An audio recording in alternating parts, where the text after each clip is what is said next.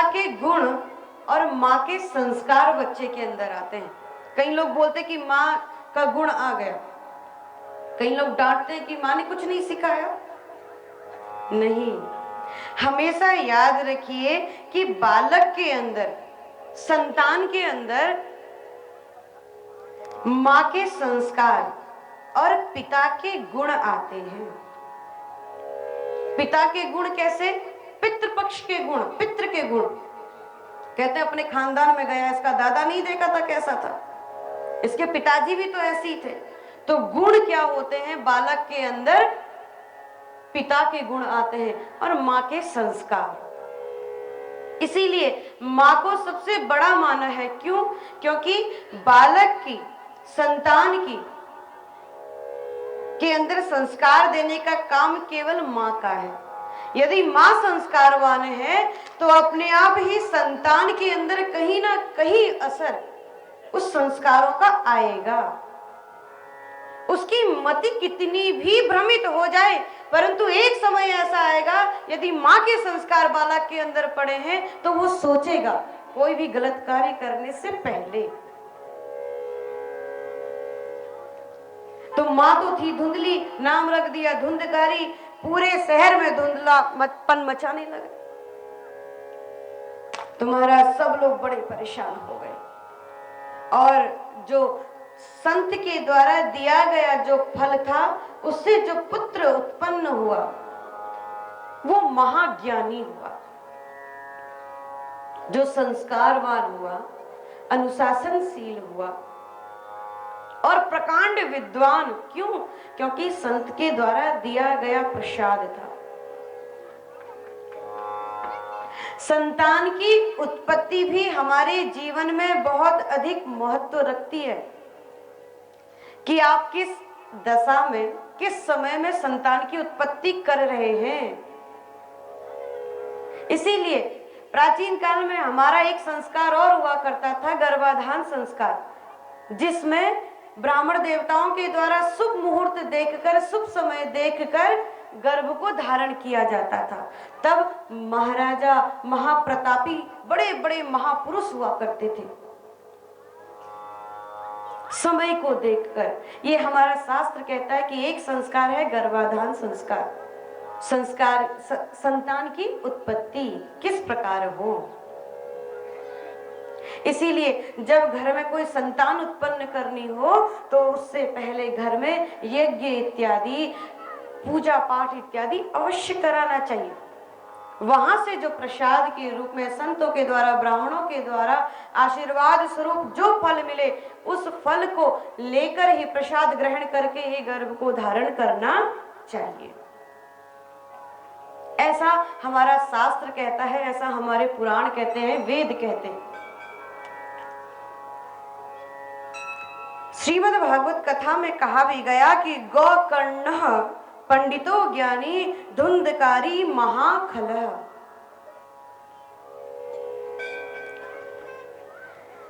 धुंधकारी महान खल करने वाला हो गया और गौकर्ण जी महाराज ज्ञान को प्राप्त करके काशी की ओर चले गए। गौकर्ण जी महाराज ने शिक्षा दीक्षा ग्रहण करी। अब धुंधकारी थोड़ा बड़ा हो गया, बड़ा हुआ तो माता पिता को परेशान करने लगा। अंदर जितना भी सोना चांदी था सब बेचने लगा, पिताजी को ही मारने लगा। पिताजी परेशान। पिताजी सोच रहे थे कि उन संत के द्वारा दिया गया जो वचन था वो सत्य था। आज संतान होने के बाद भी मैं इतना दुखी हूँ, इससे अच्छा यदि मेरी संतान नहीं होती तो मैं भगवान का भजन तो कर पाता, एकाग्रचित्त होकर भगवान का भजन तो करता। आत्मदेव जी रुदन कर रहे थे, रो रहे थे। गौकर्ण जी आए और गौकर्ण जी पिता के समक्ष बैठकर पूछने लगे कि पिता, आजकल आप कुछ ठीक नहीं दिखाई दे रहे, क्या हुआ? आजकल आप बड़े उदास उदास से रहते हैं, आपको कौन सी चिंता सता रही है? आप तो महाज्ञानी हैं, फिर भी आप चिंतन के बदले चिंता कर रहे हैं। आत्मदेव जी अपने पुत्र के समक्ष बैठकर रोने लगे। कहा कि पुत्र, धुंधकारी इस प्रकार से खल करेगा और वो भी महान खल को करेगा, ये मुझे ज्ञात नहीं था। रोने लगे। गोकर्ण जी ने यहाँ पूर्णतया रूप से ज्ञान दिया है। क्यों? धन वृद्धा, बल वृद्धा, आयु वृद्धास्तैव च। इस संसार में कोई हमसे धन में बड़ा है, कोई बल में बड़ा है, कोई आयु में बड़ा है, परंतु वही व्यक्ति सबसे बड़ा है जो ज्ञान से बड़ा है, जो ज्ञानी है। कभी कभी हमारी संतानें भी हमें कई प्रकार का ज्ञान प्रदान कर देती हैं, तो ले लेना चाहिए। सीखने की कोई उम्र नहीं होती, ज्ञान लेने का कोई स्थान नहीं होता, जहां मिले वहीं। गंगा बह रही है तो गंगा में डुबकी लगा लीजिए। उचित नहीं होगा कि केवल हरिद्वार में ही डुबकी लगाई जाए। ज्ञान की गंगा जहां बह रही हो वहां ज्ञान ले लेना चाहिए। ज्ञान प्राप्त हुआ तो उसी समय रात्रि में ज्ञान लेने के बाद आत्मदेव जी ने श्रीमद् भागवत कथा का पाठ किया और वन की ओर चले गए। मां परेशान होने लगी।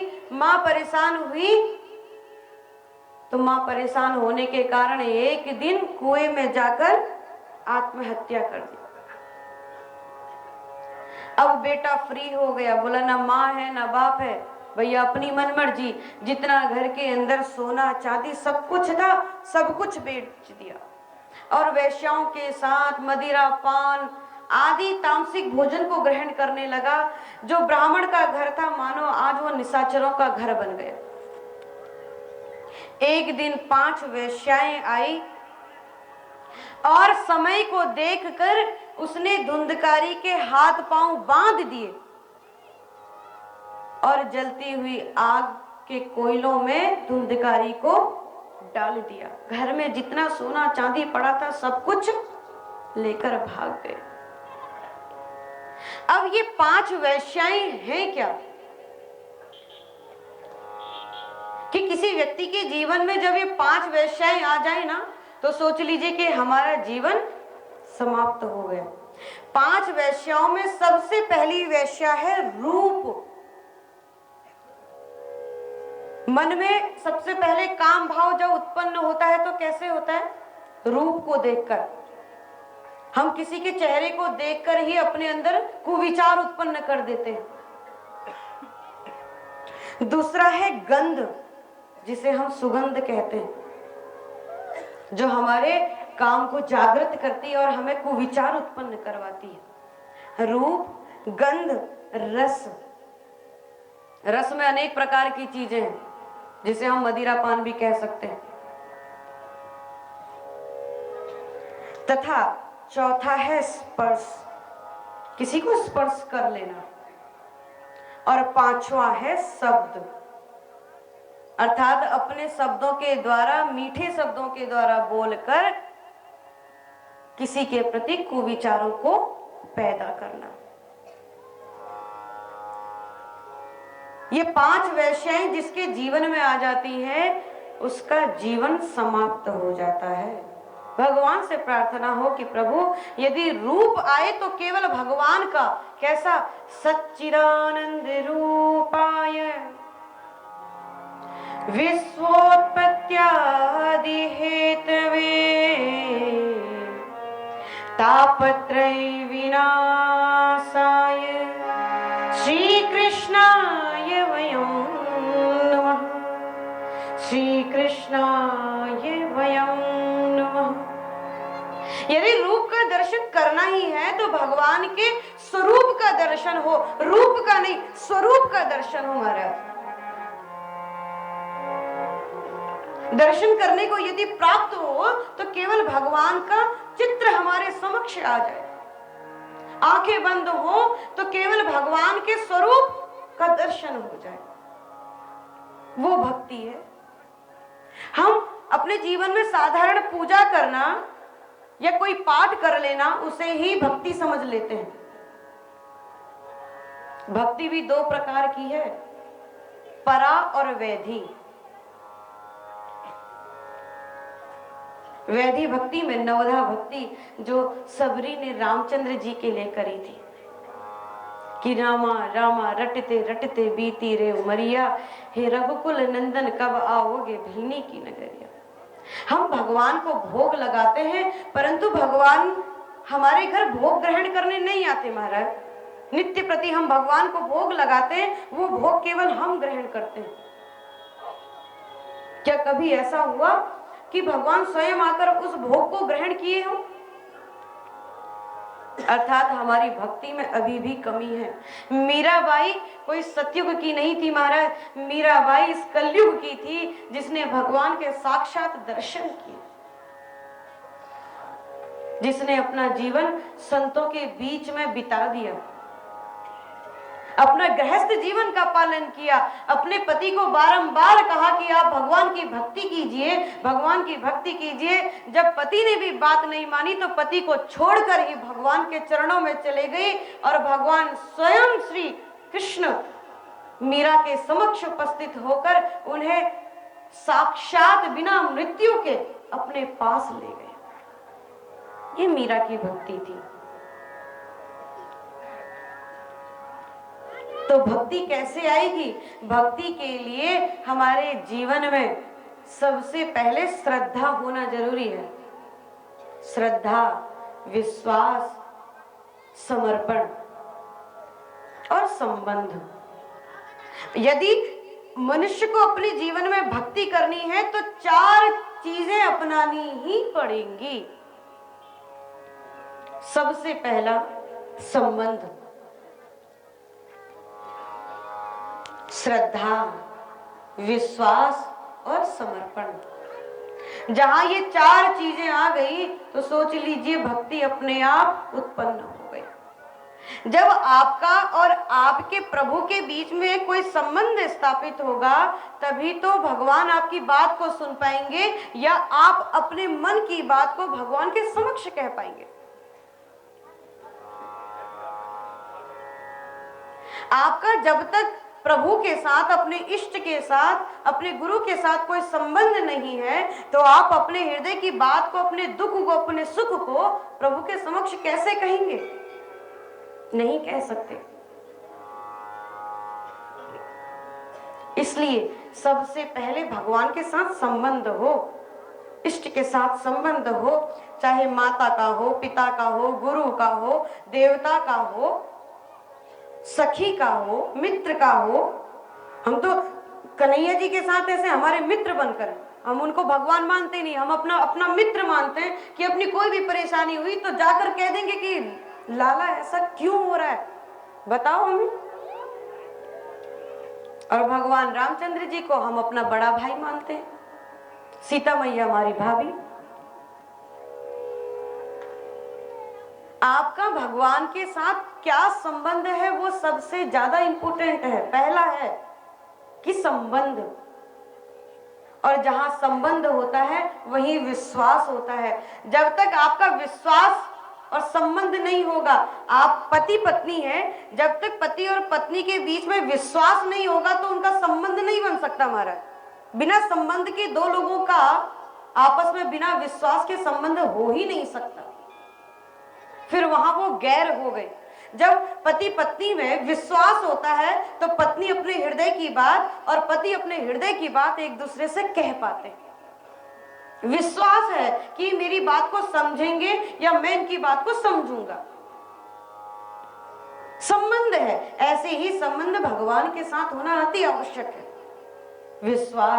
विश्वास करना जरूरी है। हम तो समय आने पर अपने विश्वास को ही बदल देते हैं। अगर हम भगवान रामचंद्र जी की पूजा करते हैं, हनुमान जी की पूजा करते हैं, और यदि हनुमान जी से हमारा काम नहीं बना तो भगवान चेंज कन्हैया जी के पास, बालाजी के पास, साईं महाराज के पास, दुर्गा माता के पास, भगवान भी चेंज हो जाते हैं महाराज। विश्वास ही नहीं है अपने भगवान पर, जिसको विश्वास नहीं है तो भक्ति कैसे उत्पन्न होगी? समय समय आने पर हम चेंज कर देते हैं। संबंध, विश्वास। और जहां संबंध होता है वहां विश्वास होता है, और जहां विश्वास होता है तो वहां अपने आप श्रद्धा जागृत हो जाती। और जहां ये तीनों चीजें आ जाती हैं तो वहां समर्पण का भाव उत्पन्न हो जाता है। वहां फिर हम समर्पित हो जाते हैं कि तन समर्पित, मन समर्पित, और यह जीवन समर्पित। चाहती हूँ देश की धरती, तुझे कुछ और भी दूं, तुझे कुछ और भी दूं। ये मन में भाव है, समर्पण का भाव कि प्रभु मेरा आपके चरणों में सब कुछ समर्पित है। केवल आरती में कह देने से नहीं होगा। क्या? तन मन धन सब कुछ है तेरा, स्वामी सब कुछ है तेरा, तेरा तुझको अर्पण, तेरा क्या लागे मेरा। ओम जय जगदीश। एक जगह तो हम कहते हैं कि तेरा तुझको अर्पण क्या लागे। बाहर से तो कहते हैं कि महाराज तेरा तुझको अर्पण क्या लागे मेरा, लेकिन अंदर ही अंदर कहते हैं कि मेरा मुझको अर्पण क्या लागे तेरा। कहते हैं मन ही मन में कि मेरा मुझको अर्पण। भगवान से कहते भगवान ये भी मुझे दे दो, ये भी मुझे दे दो, ये भी मुझे दे दो। तेरा है क्या भैया? तुम तो दिगंबर रूप में रहने वाले। भोलेनाथ कैसे हैं? न वस्त्र चाहिए, न अच्छा पकवान चाहिए, न भोजन चाहिए, न कुछ चाहिए। इसीलिए कह रहे कि मेरा मुझको अर्पण क्या लगे तेरा। भगवान मेरा पूरा हो जाए, अपना काम बनता भाड़ में जाए। नहीं महाराज, मन में भाव हो तो ऐसा हो। भक्ति वही उत्पन्न होती है जहां ये चार चीजें हैं: संबंध, विश्वास, श्रद्धा और समर्पण। धुंधकारी मर गया, उसे मार दिया गया। कुछ समय बाद गोकर्ण जी महाराज लौटकर अपने गांव में आए और उत्तम नगर में जो ही वापस आए तो सोचे कि रात्रि का समय हो रहा था, रात्रि में यदि किसी को जगाऊंगा तो मामला गड़बड़ हो जाएगा। तो क्या करना चाहिए? अगर मैं जाग गया और लोगों को जगा दिया तो सारे लोग सत्कार में स्वागत के लिए खड़े हो जाएंगे। इसलिए क्या करूं, रात्रि को इस वृक्ष के नीचे ही, घर के बाहर एक वृक्ष था, उस वृक्ष के नीचे ही बैठ गए। और जो ही गोकर्ण जी महाराज बैठे तो अनेक प्रकार के पशु पक्षी उन्हें डराने लगे। और जब बारंबार उस रात्रि में, अंधकारमयी रात्रि में डरा रहे थे तो गोकर्ण जी महाराज ज्ञानी थे, हाथ में जल लिया और कहा कि जो भी तुम मुझे डरा रहे हो मेरे सम्मुख उपस्थित हो जाओ। और जो ही जल के छींटे छोड़े तो धुंधकारी प्रकट हो गया। अहम भ्राता त्वदीयो अस्मि धुंधकारीति नामतः। मैं आपका भाई हूं, मेरा नाम धुंधकारी है। स्वकीय दोषेण, किसी दोष के कारण महाराज मैं इस योनि में आ गया हूं। नाशति यतः, मेरा नाश हो गया है, मुझे मुक्ति नहीं मिली है।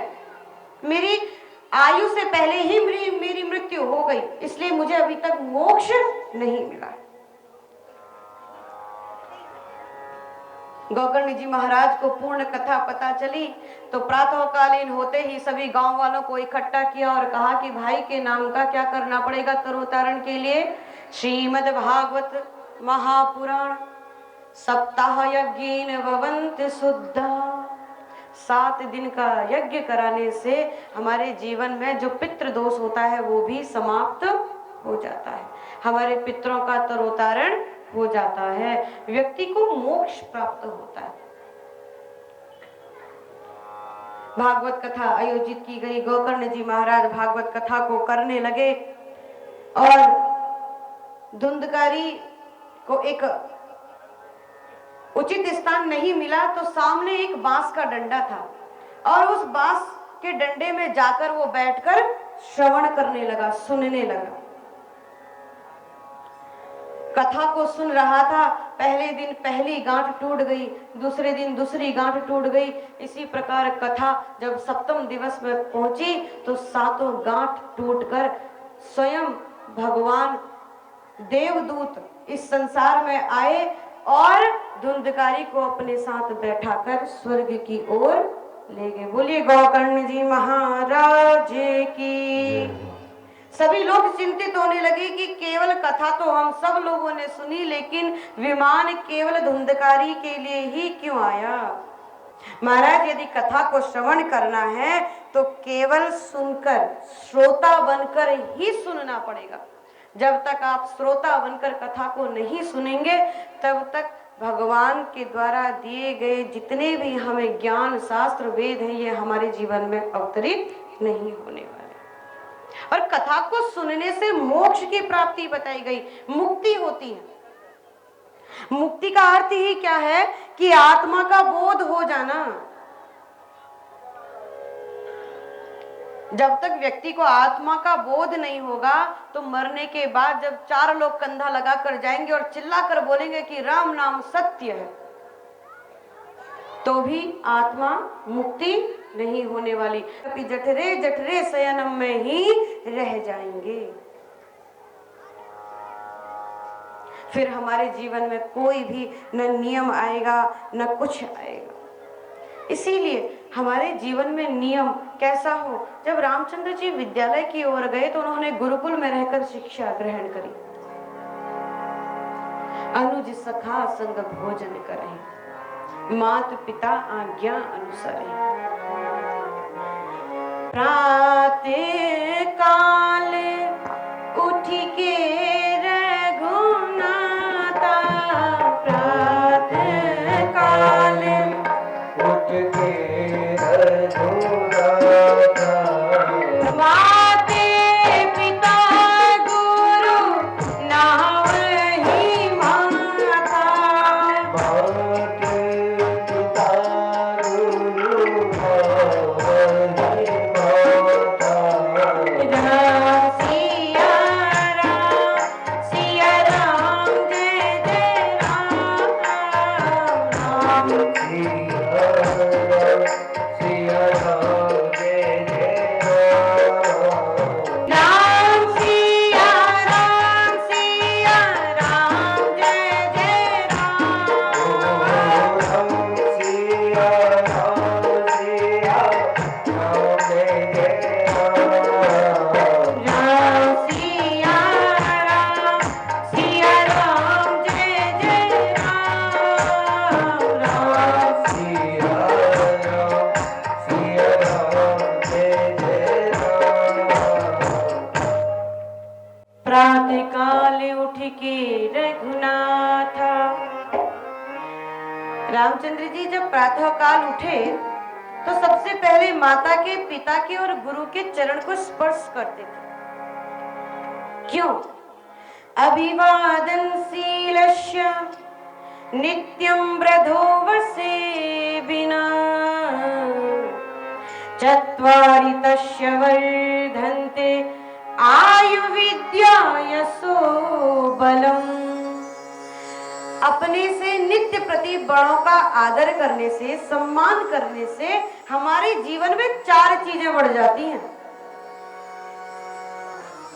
अभिवादनशीलस्य नित्यं ब्रधोवसे विना, चार चीजें नित्य बढ़ती हैं। कौन सी?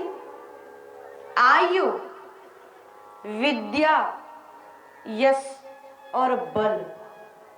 जब हम अपने से बड़ों का अभिवादन करते हैं, प्रणाम करते हैं तो क्या कहते हैं? आयुष्मान भव, आयुष्मती भव। खूब बड़े हो जाना, आशीर्वाद, खूब लंबी उम्र हो जाए, दूधो नाव पूतो फलो, ये आशीर्वाद मिलता है बड़ों का। क्या? आयु का, आयु बढ़ जाती है। विद्या, विद्या ददाति विनयम, और जहां विद्या आ जाती है वहां विनयता आ जाती है। विद्या ददाति विनयम। आयु, विद्या, यश की प्राप्ति होती है। हमारे जीवन में हम लोग कई बार कोई कार्य करते हैं और अपयश के भागी होते हैं। हम कहते हैं हमारे काम करने में हमें यश ही नहीं मिलता, अपयश मिलता है। कितना भी अच्छा काम करोगे लास्ट में डांट खा दोगे, ये अपयश है।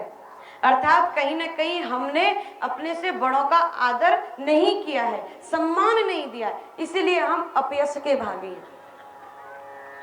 इसीलिए आयु, विद्या, यशो, बलम, बल मिलता है, किसी भी शक्ति से लड़ने का बल प्राप्त हो जाता है। इसीलिए हमारे जीवन में हमें सदैव अपने से बड़ों का पालन करना चाहिए। दूसरा क्या, अनुज सखा संग भोजन करहि, हमेशा अपने से छोटे लोगों को साथ में बैठा कर भोजन करना चाहिए। पहले से जब माँ रोटी बनाती थी या दादी रोटी बनाती थी तो सबसे पहले क्या करती थी, गैया को रोटी देती थी, अग्निदेव को रोटी देती थी, फिर बड़े बुजुर्गों को और छोटे नन्हे बालकों को बैठाती थी।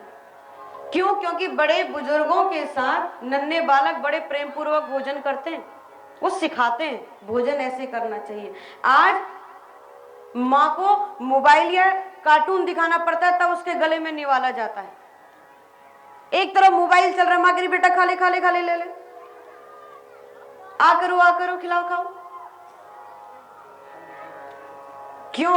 क्योंकि आज हमने अपने बच्चों को अपने से बड़े लोगों से दूर कर दिया है। अपने घर के बड़े लोगों से जब बच्चे दूर होते हैं तो उनके अंदर संस्कार नहीं आ पाते, वो तौर तरीके नहीं सीख पाते। इसीलिए हमेशा परिवार के साथ भोजन करना चाहिए। परिवार का नियम हो, चाहे सुबह हो या शाम हो, एक समय का भोजन परिवार के सभी लोग मिलकर एक साथ करने चाहिए। उससे घर के बच्चे भी सुधर जाते हैं। नियम होना चाहिए कि घर में एक बार सारे लोग बैठकर भोजन करें। क्यों? भोजन करने से आपस में प्रेम बढ़ता है। क्योंकि जीवन का कोई भी भरोसा नहीं, कब हमसे दूर हो जाए, ये प्राण कब छिन जाए, जिंदगी का कोई भरोसा है ही नहीं। क्यों?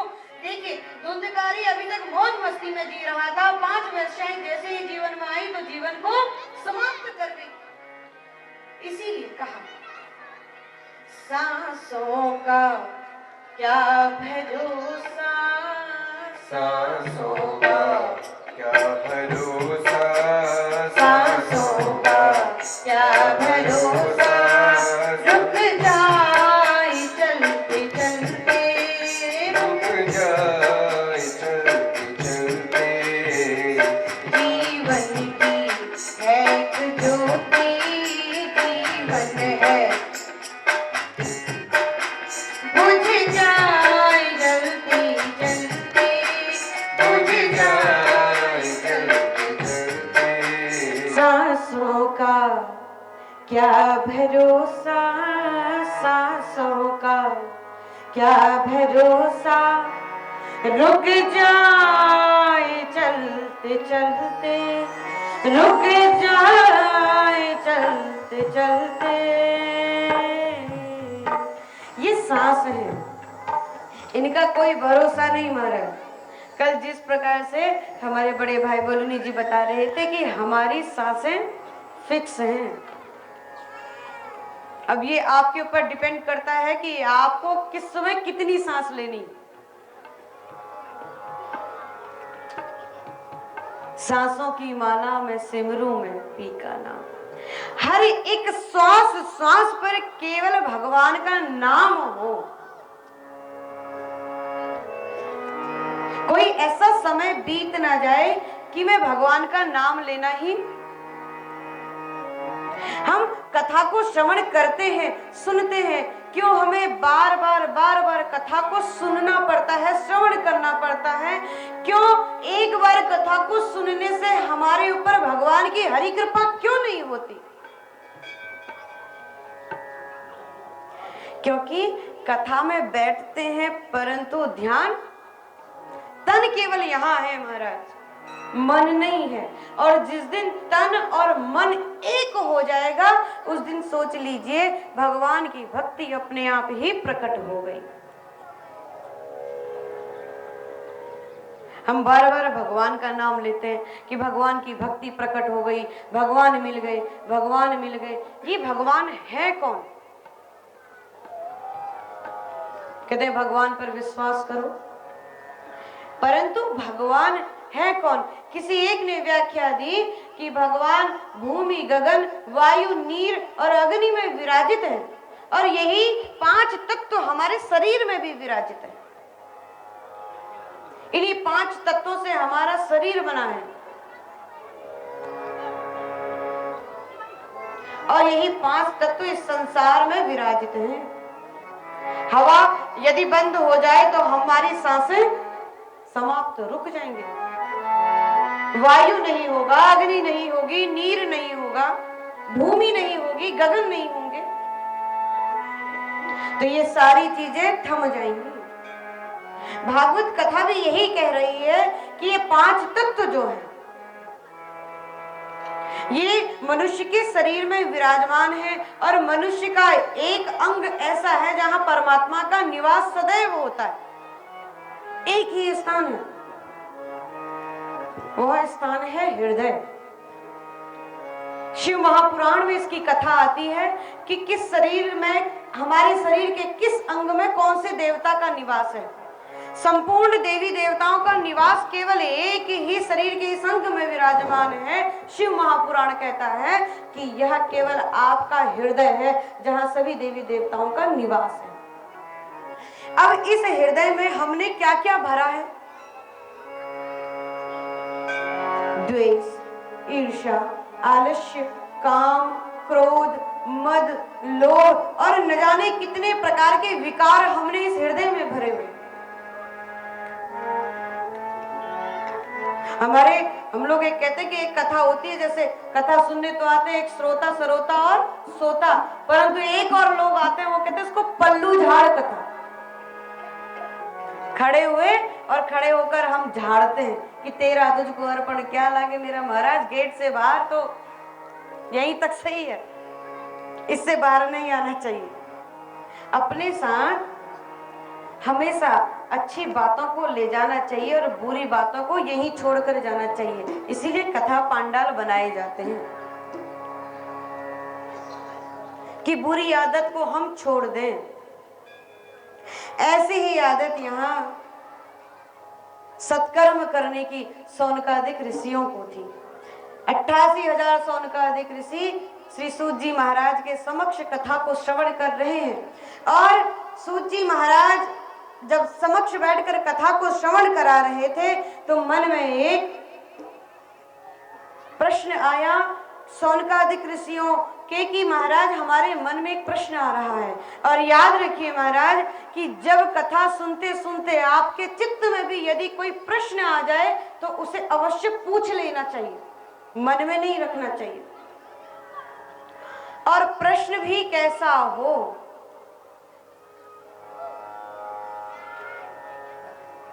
प्रश्न कभी भी ऐसा नहीं पूछना चाहिए कि जहां हरि कथा विराम हो जाए, प्रश्न ऐसा पूछना चाहिए कि जहां से हरि कथा प्रारंभ हो जाए। बोली श्री कृष्ण कन्हैया लाल की। कहा कि इस जीवन में सबसे पहला प्रश्न की धर्म क्या है। सभी प्रकार के पुराण, सभी प्रकार के वेद, शास्त्र, उपनिषद और अनेक प्रकार के जितनी भी संसार में चीजें हुई है, वस्तुएं हुई हैं, सब एक ही बात कहते हैं कि धर्म न दूसर सत्य समाना। सत्य के समान दूसरा कोई धर्म हो ही नहीं सकता। क्यों? सत्यम परम धीमहि, जो आदि सत्य है, जो मध्य सत्य है और अंत सत्य है। भागवत कथा के प्रथम अध्याय में भी यही बात कही गई कि इस संसार में सत्य के समान दूसरा कोई चीज ही नहीं है। धामना स्वेन सदा निरस्तकोहकम सत्यम परम धीमहि। सत्य ही संसार में सबसे बड़ा धर्म है। और सत्य कैसा हो भैया? यदि कोई दिन में एक बार भी अगर सत्य बोल देना तो वो राजा हरिश्चंद्र के बाद सीधा अपना नंबर लगाए। कि हमने सत्य बोला। एक झूठ को छुपाने के लिए 100 झूठ बोलने पड़ते हैं महाराज। यदि एक कोई काम गड़बड़ हो जाए ना, तो इतने बहाने पहले से ढूंढ कर रखने पड़ते हैं कि दूसरे को यकीन आ जाए। लेकिन फिर भी दूसरे वाला तो और भी तेज है, उसको यकीन भी नहीं आता, पक्का झूठ बोल रहा होगा ये। सबसे ज्यादा झूठ हम कहाँ बोलते हैं? फोन पर। अगर घर से व्यक्ति चला ना हो तो कहेंगे भैया हम तो 10 किलोमीटर चल दिए, बस पहुंचने वाले हैं, भले घर से ना निकले हो।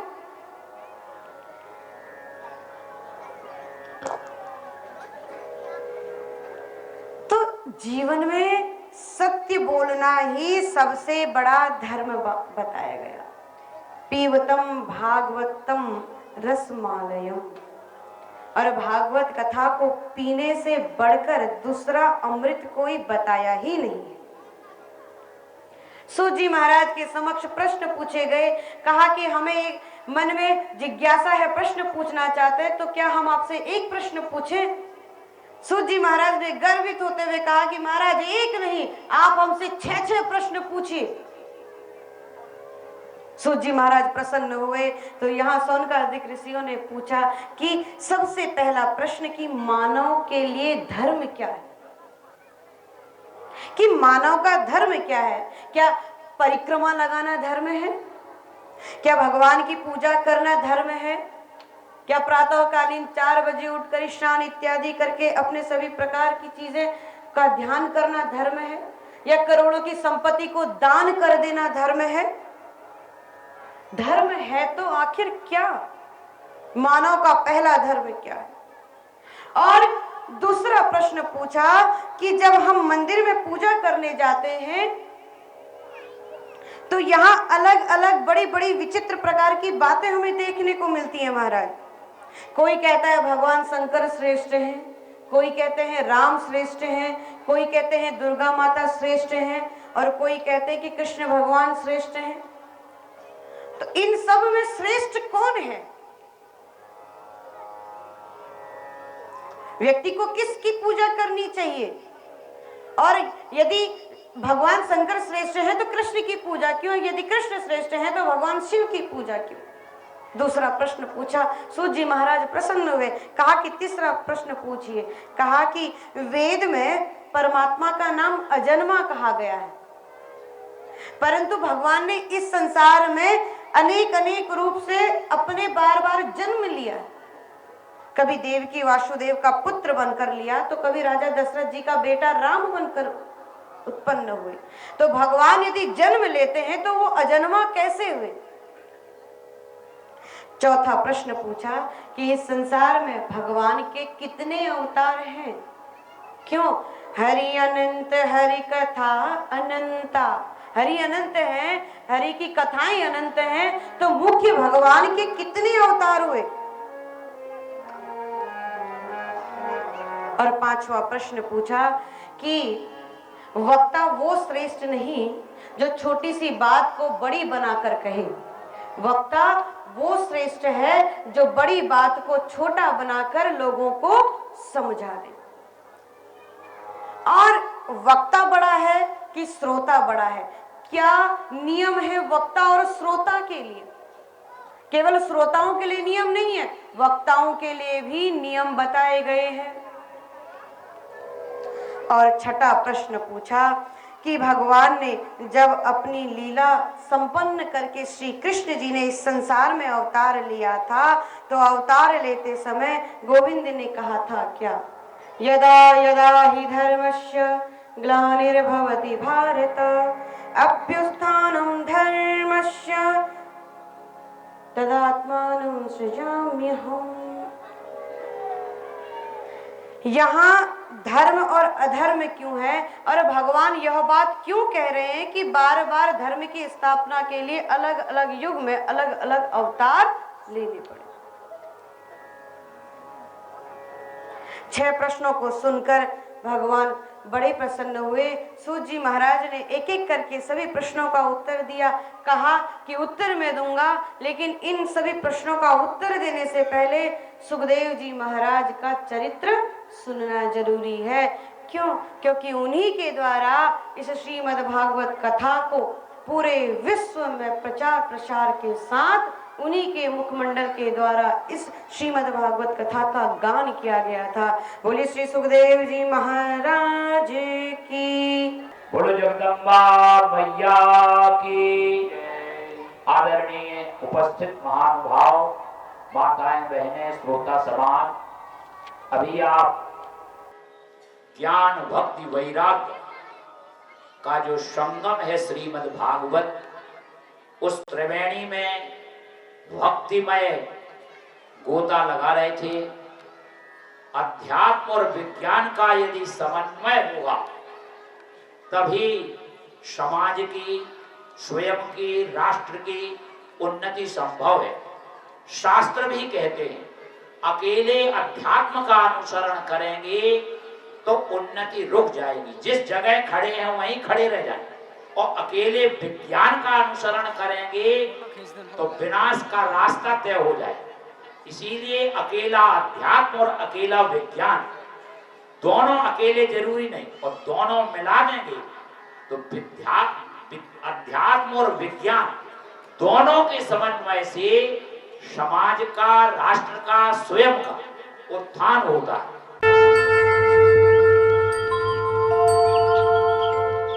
नमस्ते वास्तुदेवेशं सर्वदोषहरो भव। भगवन् कुरु कल्याणं सुखं शांति प्रवक्ष्यामि। वास्तुशास्त्रं प्रवक्ष्यामि लोकानां हितकाम्यः। वास्तुशास्त्र बना ही इसलिए है कि सर्वजन कल्याण से संबंधित जो जो विधाएं हैं, उनसे जीवन में जितनी बाधाएं हैं, विधाओं से बाधाओं का हरण हो सके, इसलिए वास्तुशास्त्र का निर्माण भिन्न भिन्न ऋषियों ने अलग अलग कालखंड में उसमें अलग अलग सूत्रों को जोड़ करके किया है। कल मैंने आप लोगों को वास्तु पुरुष के उत्पत्ति की जो कथा थी, थोड़ी सी वो बताई सारांश रूप में। आज चर्चा को थोड़ा सा आगे बढ़ाते हैं। आपकी जमीन जायदाद, जिस भूमि के ऊपर में आप कृषि कार्य कर रहे हैं, वो उसके साथ ही साथ में आपका भवन जहां आप निवास कर रहे हैं, दुकान जहां पर आप व्यापार कर रहे हैं, कल कारखाना जहां से आप अपनी रोजी रोटी कमा रहे हैं, उससे भी जो सबसे अधिक महत्वपूर्ण है वो आपका शरीर है। शरीर आत्मा का निवास है, जिसके अंदर आपकी आत्मा रह रही है। तो इस शरीर का यदि संरक्षण आप अच्छे तरीके से नहीं करेंगे तो इतनी सुंदर कथा का आनंद ले पाना भी मुश्किल हो जाएगा। जो आध्यात्म से संबंधित चीजें हैं, तो ये आध्यात्मिक चीजें जितनी भी हैं, आध्यात्मिक ज्ञान हम लोगों का जितना भी है, ये हमें परलोक से बेसिकली वहां पर किस तरीके से शांति, किस तरीके की चीजें हमारे जीवन में आए, हमारा जीवन किस तरीके से ऊंचाइयों को छुए, ये ज्ञान कराता है। लेकिन इस लोक में अर्थात मृत्यु लोक में किस प्रकार से सुख शांति से आप रहें, निरोगी होकर के आप रहें, अधिक से अधिक धनोपार्जन किस तरीके से करें, आपके खेत के अंदर अच्छी फसल कैसी हो, उसके बाद में जो कुछ आपने धन संग्रह किया हुआ है वो चोर लुटेरों से कैसे बचे, ये सारे संरक्षण से संबंधित जितने भी सिद्धांत हैं, ये वास्तुशास्त्र के अंदर आते हैं। माताओं को अक्सर दो तीन चिंताएं ज्यादा रहती हैं। सबसे पहली और सबसे बड़ी चिंता आजकल जो माताओं की है वो यही है कि पतिदेव डिसिप्लिन में कैसे रहें। दूसरी चिंता जो आपका पुत्र है बेसिकली बहुत ज्यादा शैतानी कर रहा है, ये ठीक कैसा हो जाए, पढ़ाई लिखाई कैसे करे, बेटी के अंदर संस्कार कैसे अच्छे से आए और उसके बाद उसके लिए योग्य वर कैसा मिले, बारिश, तूफान, आंधी, ये सब आपकी खेती को नुकसान न पहुंचा सके, अच्छे से अच्छी खेती कैसे हो, और उसके बाद में खेती के अंदर जितनी आपका अनाज उपजा है उसका भंडारण ठीक प्रकार से कैसे हो सके। तो ये बड़ी बड़ी छोटी छोटी चिंताएं जो है ये माताओं को बड़ा कष्ट देती हैं। बहन ने अभी चर्चा की थी, उसमें बातचीत की जा रही थी सत्य और धर्म, दो चीजों के ऊपर में। तो जितना भी वास्तुशास्त्र से संबंधित नियम कानून हैं, सत्य के अनुसरण को करने से और धर्म पूर्वक चलने से, यदि आप इन दो कार्यों को करते हैं तो मान लीजिए कि 33% वास्तु के नियमों को आपने वैसे ही फॉलो कर लिया। आध्यात्मिक दृष्टिकोण से सत्य की परिभाषा क्या है, तो बहन ज्योत्सना आपको अच्छे तरीके से समझा रही थी। लेकिन डे टू डे लाइफ में, प्रैक्टिकल लाइफ में सत्य की परिभाषा क्या होनी चाहिए जो आपको हितकारी और लाभकारी होगा। सत्य की एकमात्र परिभाषा यह है कि कोई भी घटना, कोई भी बातचीत जैसी हुई है, जब आपको बताने का मौका मिले तो उसमें बगैर कुछ जोड़े और बगैर कुछ घटाए उसको अगर आप ठीक वैसा बोल दें तो वो सत्य है। किंतु आज की तारीख पे सबसे ज्यादा मिलावट अगर हम कहीं कर रहे हैं, कंटेमिनेटेड किसी चीज को कर रहे हैं, तो वो सत्य को ही करते हैं। घटना कुछ होती है, जब तक 2-4 नमक मिर्च और तड़का हम उसके अंदर न लगा दें तब तक हम लोगों को आनंद नहीं आता। और सत्य अर्धसत्य से कभी कभी असत्य हो जाता है और सत्य के रूप में परोसा जाता है। तो अपने जीवन में एक चीज का अनुसरण कर लो कि जो सच है उसको सच की तरह बताया जाए, तो आधी समस्याएं वहीं समाप्त हो जाती हैं। दूसरी बात, धर्म। अब धर्म क्या है? जब हम आयुर्वेद, वास्तुशास्त्र, इन आधार पर धर्म का विश्लेषण करते हैं तो धर्म का एकमात्र अर्थ आ जाता है ड्यूटीज। आपकी रिस्पॉन्सिबिलिटी क्या है? आप खेत में हल लगा रहे हैं तो खेत ढंग से जुताई होनी चाहिए, ये आपका धर्म है। विद्यालय में पढ़ा रहे हैं तो आपकी बोली हुई बात आपके विद्यार्थी के कानों से होते हुए उसके मस्तिष्क में जाकर हृदय में वो प्रिंट हो जानी चाहिए, वो धर्म है, वो ड्यूटी है। प्लांट में आप काम कर रहे हैं तो जो रिस्पॉन्सिबिलिटी आपको दी गई है वो 100% उसका निर्वाह हो, वो धर्म है। अब जीवन को चलाने के लिए जीवन में जो 4 चीजें महत्वपूर्ण आती हैं वो धर्म, अर्थ, काम, मोक्ष। सत्य और धर्म के ऊपर में हमने चर्चा की है। तीसरी चीज अर्थ आ गया।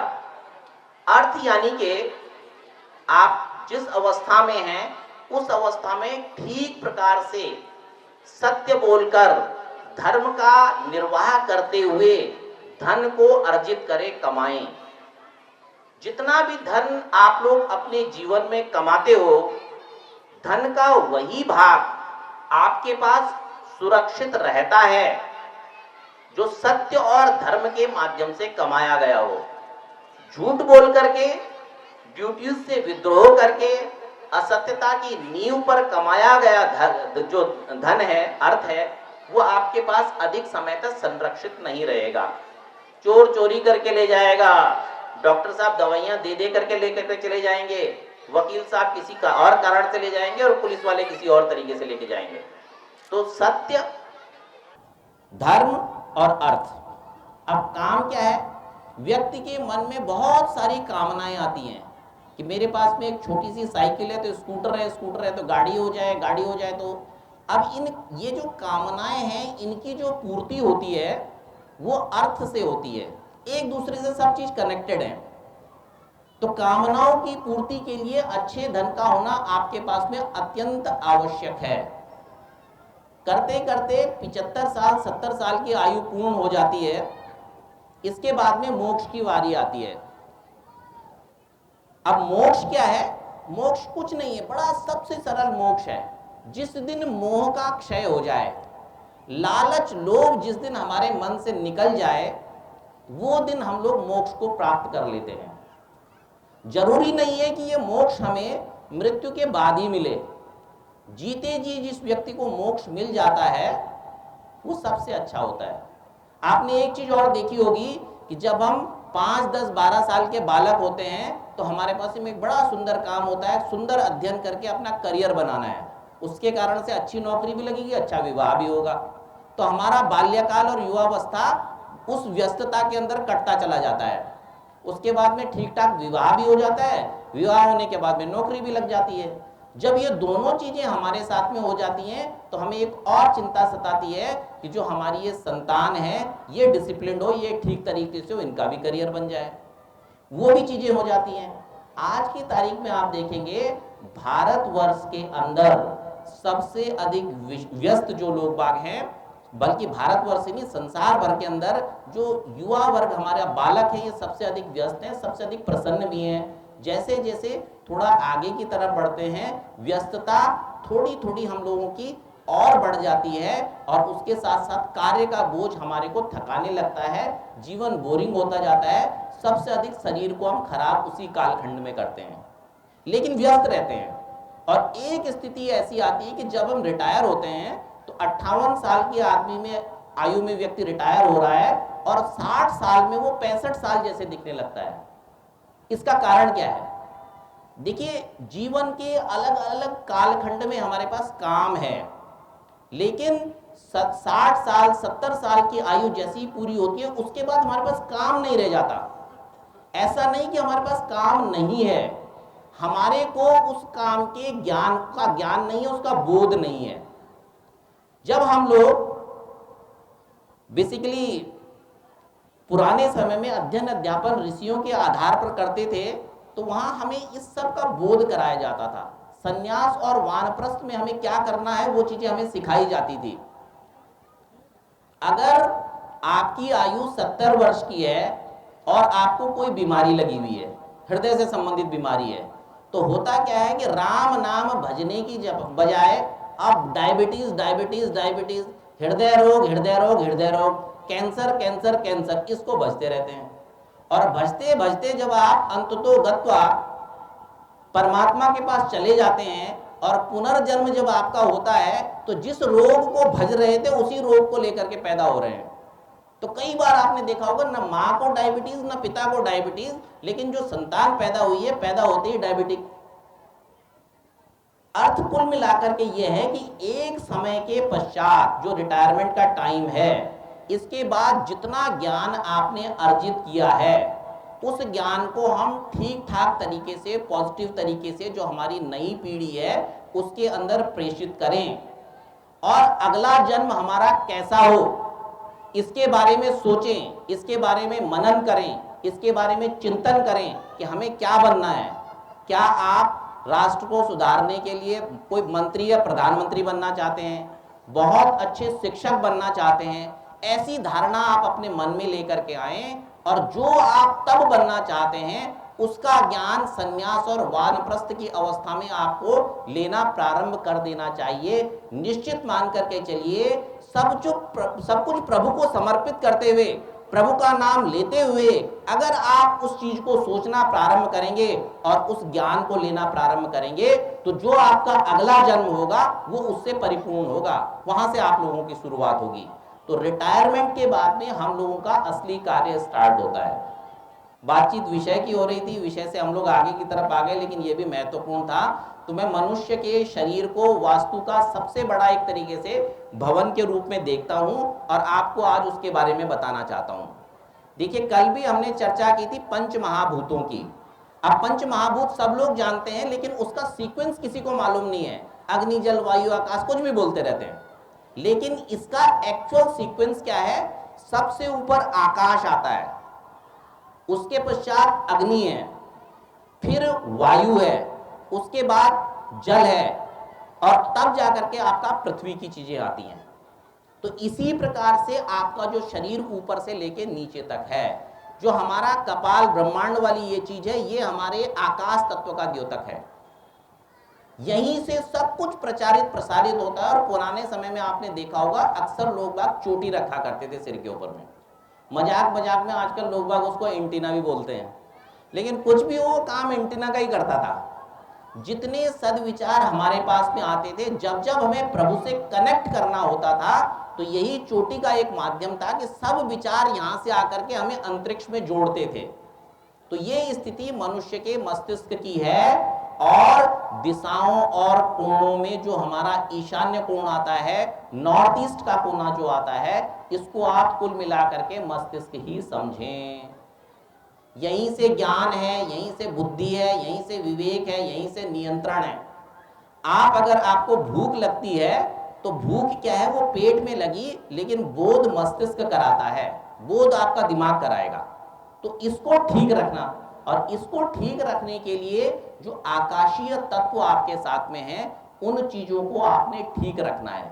यानी कि आपके घर का जो नॉर्थ ईस्ट कोना है, नॉर्थ ईस्ट कोना क्या, पूरब की दिशा और उत्तर की दिशा के जो बीच का कोण है, अगर वो आपके घर का ठीक है तो मान करके चलिए कि आपके घर में आपका और समस्त जितने भी घर के अंदर रहने वाले बच्चे हैं उनका, बूढ़ों का मस्तिष्क ठीक रहेगा। थोड़ा सा नीचे उतरिए, कंठ की तरफ, गले की तरफ आते हैं। जो भी चीजें हमारे दिमाग में आती हैं उसको जब हम शब्दों में ढाल करके सब लोगों तक पहुंचाना चाहते हैं तो सबसे पहले कितनी उसकी मेधा, याददाश्त किस तरीके की चीज है, उसकी स्मरण शक्ति कैसी है, उसका बोलचाल का तरीका कैसा है, बुद्ध किस तरीके से काम कर रहा है, ये सब चीज। और उसके बाद में सुंदर कंठ हो तो उसमें बहन हिंसुता जी की तरह आप अच्छा संगीत भी सुना सकते हैं, अच्छा गायन भी कर सकते हैं, अच्छा बोल भी सकते हैं। तो कंठ का ये जो, गले का ये जो भाग हम लोगों का होता है, अगर आपके घर की उत्तर की दिशा, नॉर्थ का जो पोर्शन है, और उत्तर में भी जो पूर्वी उत्तर वाला भाग है, यानी कि अगर जब आप पूर्व और उत्तर की तरफ जाते हैं तो उसमें पूर्व से उत्तर की तरफ का जो हिस्सा है वो ठीक ठाक तरीके से आपका समायोजित है, तो आपका गला, ये सब चीज ठीक रहेगा और उससे संबंधित रोग भी कम से कम होंगे। फिर उससे थोड़ा नीचे आ जाइए, जो हमारा चेस्ट का, लंग्स का हिसाब किताब है, तमाम चीजें, ये वाली चीजें ज्यादा करके वायव्य से संबंधित हैं, नॉर्थ वेस्ट कॉर्नर से रिलेटेड है। हम गले से भोजन भी करते हैं, मुख से जो नीचे गलौद से होते हुए आता है, और वहीं से हम लोग सांस भी ले रहे हैं अपना। तो ये जो टोटल सांस हमारी है, ये फेफड़ों में ठीक प्रकार से जाए, वहां से हृदय में ठीक प्रकार से जाए और नाभि तक आए। तो अगर आपके परिवेश का नॉर्थ वेस्ट यानी कि वायव्य कोण ठीक तरीके से होगा तब ये स्थिति ठीक बनती है। उससे नीचे फिर आप उधर पेट में आ जाएं, तो पेट वाली स्थिति पुनः दोबारा से, अभी हम लोग चर्चा कर रहे थे पूर्वी ईशान्य कोण की, अब ये उत्तर, नॉर्थ डायरेक्शन की बात दोबारा से आ जाती है। अगर उत्तर आपका ठीक प्रकार से हो तो उधर ठीक प्रकार से रहेगा। जितनी भी एसिडिटी रिलेटेड, पाचन से संबंधित चीजें हैं वो आपकी खराब नहीं होंगी। जब आप आयुर्वेद की बात करते हैं तो आयुर्वेद के अंदर जब हम स्वास्थ्य की बात करते हैं तो स्वास्थ्य में सिर्फ भोजन है वही नहीं आता, मल का विसर्जन भी एक सबसे इंपॉर्टेंट चीज है। तो ये जो कुछ भी निर्भर होता है ये पश्चिमी वायव्य कोण के आधार पर होता है। वेस्टर्न, नॉर्थ वेस्ट डायरेक्शन अगर आपकी ठीक होती है तो जो कुछ ठीक से खाया है उसके अवशिष्टों को ठीक प्रकार से निकाल भी पाएंगे। इसके बाद हमारे दोनों हाथ हैं, दायां हाथ और बायां हाथ। तो दायां हाथ और बायां हाथ ये हम लोगों का अग्निकोण से संबंधित चीजों से निर्धारित होता है। नॉर्थ ईस्ट, साउथ ईस्ट कोना अगर ठीक प्रकार से आपका अग्निकोण ठीक प्रकार से है तो कर्म अच्छे से होगा, और उसके साथ ही साथ जो कार्य आपने ठीक प्रकार से किया है उसका आनंद भी ठीक प्रकार से ले जाएंगे। जो साउथ वेस्ट नैऋत्य वाला भाग है हम लोगों का, ये सारी की सारी चीजें हमारी जंघाओं के बारे में, उसका कितना बल रहेगा, वो सारी चीजें कितनी पुष्ट रहेंगी उसके ऊपर निर्भर करेगा। और उसके बाद जो पैरों में आ जाओ, जैसे बोलते हैं शनि से संबंधित, तो पश्चिम का कोना किस प्रकार से आपका है ये आपके पैरों के बारे में बताता है। तो ये मनुष्य का शरीर और उसके साथ ही साथ में उस शरीर से संबंध अलग अलग कोणों के बारे में है। थोड़ा सा दिशा ज्ञान की बात कर लेते हैं कि कोण है क्या। तो जब आप, कोण क्या है और दिशाएं क्या हैं, यानी कि आप इस प्रकार से खड़े हों, जैसे सुबह स्कूल में पीटी करने के लिए खड़े होते थे, तो इस प्रकार से हम लोग खड़े हों कि सूर्य की तरफ मुख कर दें और अपने दोनों हाथों को हम इस तरीके से फैला दें। तो जो मुख के ठीक सामने की दिशा हम लोगों की होती है ये आपकी पूर्व की दिशा हुई। इस पूर्व की दिशा से जब हम दाहिने हाथ की तरफ बढ़ते हैं तो ये पूर्व की दिशा से 45 डिग्री आप दाहिने के हाथ पे बढ़ो तो ये आपका अग्निकोण बनता है। जब हम इसको बिल्कुल सीधा कर देते हैं हाथ को तो ये जो दाहिने हाथ की दिशा है ये दक्षिण की आ जाती है। इसी को फिर 45 डिग्री आप पीछे लेकर के जाएं तो यहां पर ये आपका दक्षिण हुआ और सिर के पीछे पश्चिम हुआ, तो ये हम लोगों का साउथ वेस्ट नैऋत्य कोण बन जाता है। पीठ के पीछे वाली जो दिशा है, मुख के पीछे पीठ की तरफ की जो दिशा है, ये हमारी पश्चिम की बनती है। पश्चिम से फिर हम जब दोबारा घूम करके 45 डिग्री का कोण बनाते हैं तो ये कोण हमारा वायव्य कोण बनता है, ये वायु की दिशा हुई। इसके बाद में ठीक सामने उल्टे हाथ की तरफ जो हमारी दिशा बनी, ये उत्तर की दिशा बनी, और उत्तर से जब हम पूरब की तरफ आते हैं तो ये सबसे महत्वपूर्ण कोण है, इसको हम लोग ईशान्य कोण के नाम से जानते हैं, और ईशान्य कोण से फिर पूरब। पूरब के अब अलग अलग कोण और अलग अलग दिशाओं में अलग अलग देवी देवताओं का आधिपत्य होता है, वास होता है, तो उस कोने में वही काम करना चाहिए। अब आपको पूरब की दिशा में क्या करना है, भूल करके भी पूरब की दिशा में हम लोग बात जो हैं पूरब वाली दिशा के अंदर शौचालय ना बनाएं। अगर पूरब की दिशा में आप लोग अपने घरों के अंदर शौचालय बनाते हो तो जितने भी घर और घर से संबंधित लोगों के साथ प्रतिष्ठा संबंधित चीजें होती हैं, उसके खराब होने की संभावनाएं बढ़ती हैं।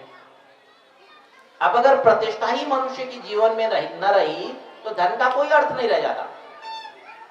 उसके साथ ही साथ में बढ़ोतरी की तरफ आदमी नहीं जाता, नीचे की तरफ जाएगा। सोच छोटी होगी, कलुषित हो जाएगी, सोच बड़ी नहीं होगी। जब तक बड़ा नहीं सोचोगे तब तक बड़ा नहीं कर सकते। और इस दिशा के लिए जो हमारी पूरब की दिशा है, इसका सर्वाधिक महत्व होता है। पूरब की दिशा के बाद में मैंने दूसरा आपको दाहिनी तरफ, अच्छा ये चलना कैसा चाहिए, हमें चलना भी बिल्कुल प्रकृति को फॉलो करके चलना चाहिए। जो लोग बाग प्रकृति को फॉलो करते हैं, यानी कि जैसे सूर्य जो है पूर्व दिशा से उदय होकर दक्षिण में वृत्त बनाता हुआ पश्चिम में अस्त होता है, तो अगर हम इस तरीके से क्लॉकवाइज पूरी तरीके से चलें तो क्लॉकवाइज पूरे चलने के कारण से जो है आग्नेय कोण भी आ जाएगा, दक्षिण भी आ जाएगा, पश्चिम भी आ जाएगा। तो ऐसे ही हमें अपने जीवन में भी चलना चाहिए, क्लॉकवाइज हर काम को करें। तो घर के अंदर सबसे पहले प्रवेश द्वार के बाद में आग्नेय कोण के अंदर आपकी रसोई घर हो।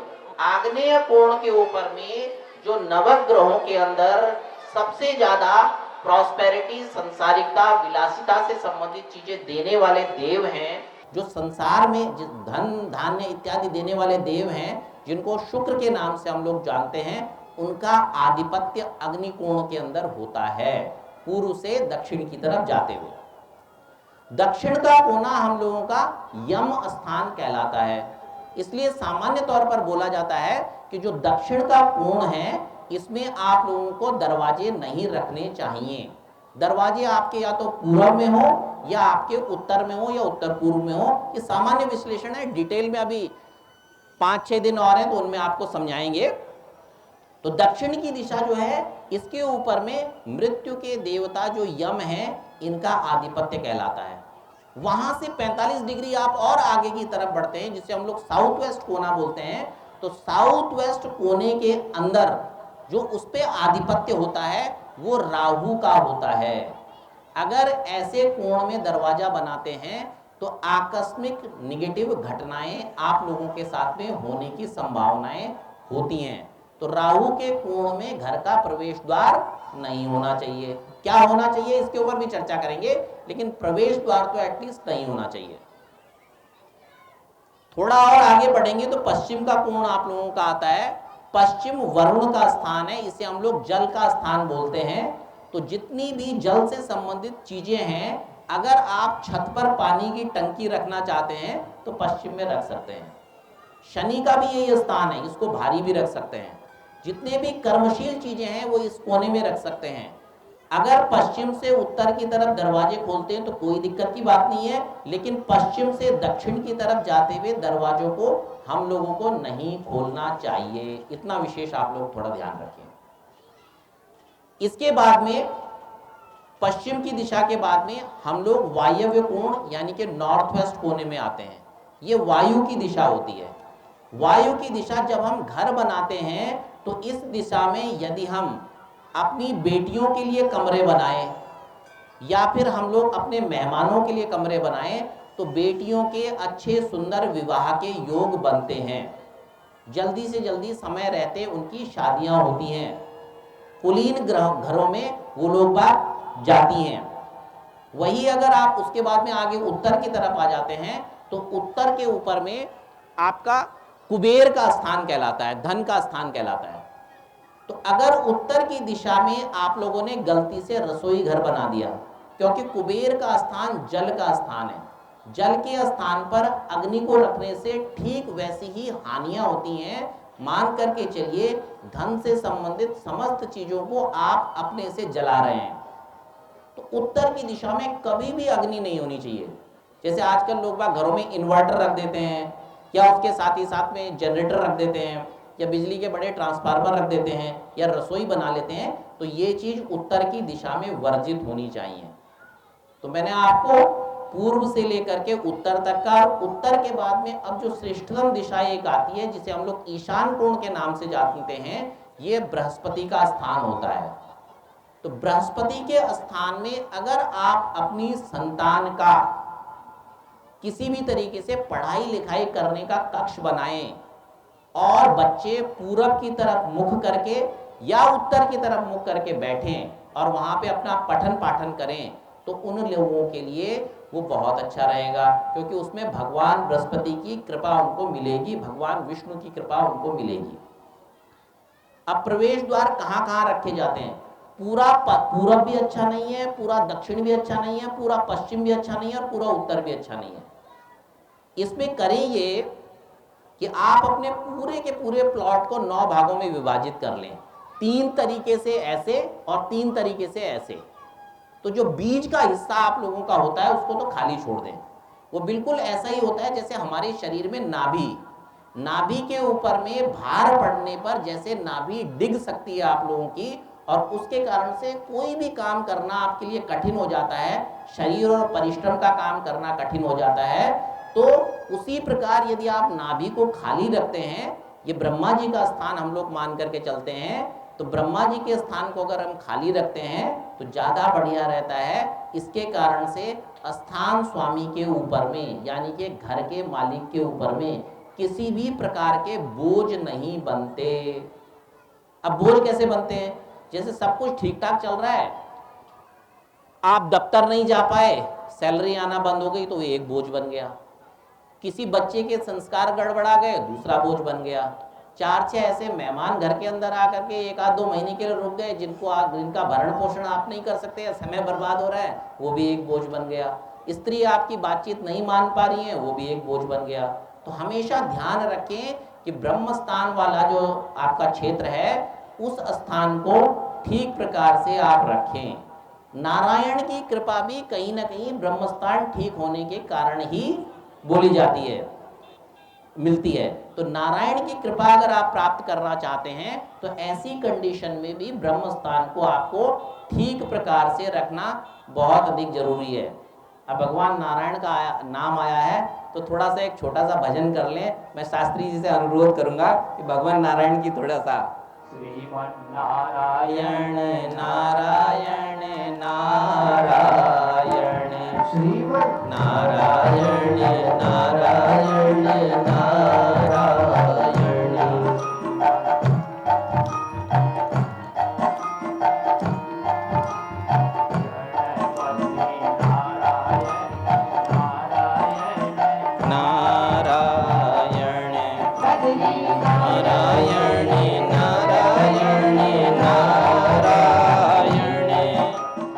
अधिक जरूरत है कि हम ठीक प्रकार से खाएं। अच्छा, बहुत से लोग यहाँ पे बैठे हैं, मुझे एक बात बताइए, शरीर को सबसे ज्यादा ताकत किस चीज से मिलती है? सब लोग कहेंगे भोजन से। भोजन को हम लोग खाते हैं। मैंने कल भी बोला था कि मेरे सत्संग में हम लोग आपस में बातचीत करेंगे, इंटरेक्ट करेंगे एक दूसरे के माध्यम से। मैं बोलता जाऊं ऐसा नहीं चलेगा, क्योंकि समस्याएं आपकी हैं जिसका समाधान मुझे देना है। तो इसके लिए हम लोग इंटरेक्ट करें आपस में। सब लोगों का ये मानना है कि अच्छे भोजन को करने से, अगर हम भोजन ठीक प्रकार से करते हैं तो हम स्वस्थ होंगे, हमें बल मिलेगा। यही सब सही है? ये गलत है। कभी भी खाना खाने से शरीर नहीं बनता, शरीर को बल नहीं मिलता। शरीर को बल मिलता है, शरीर स्वस्थ रहता है, शरीर बलिष्ठ होता है खाना को पचाने से। तो खाना जरूरी नहीं है। बहुत सारे ऋषि मुनि ऐसे भी हैं कि सूर्य रश्मि चिकित्सा का जब हम लोग अध्ययन करते हैं तो उसमें से कुछ मुनि ऋषि इस तरीके के भी आज की तारीख में हैं, और जो गृहस्थ में हैं वो कई कई वर्षों से सूर्य रश्मि के माध्यम से ही जीवित हैं।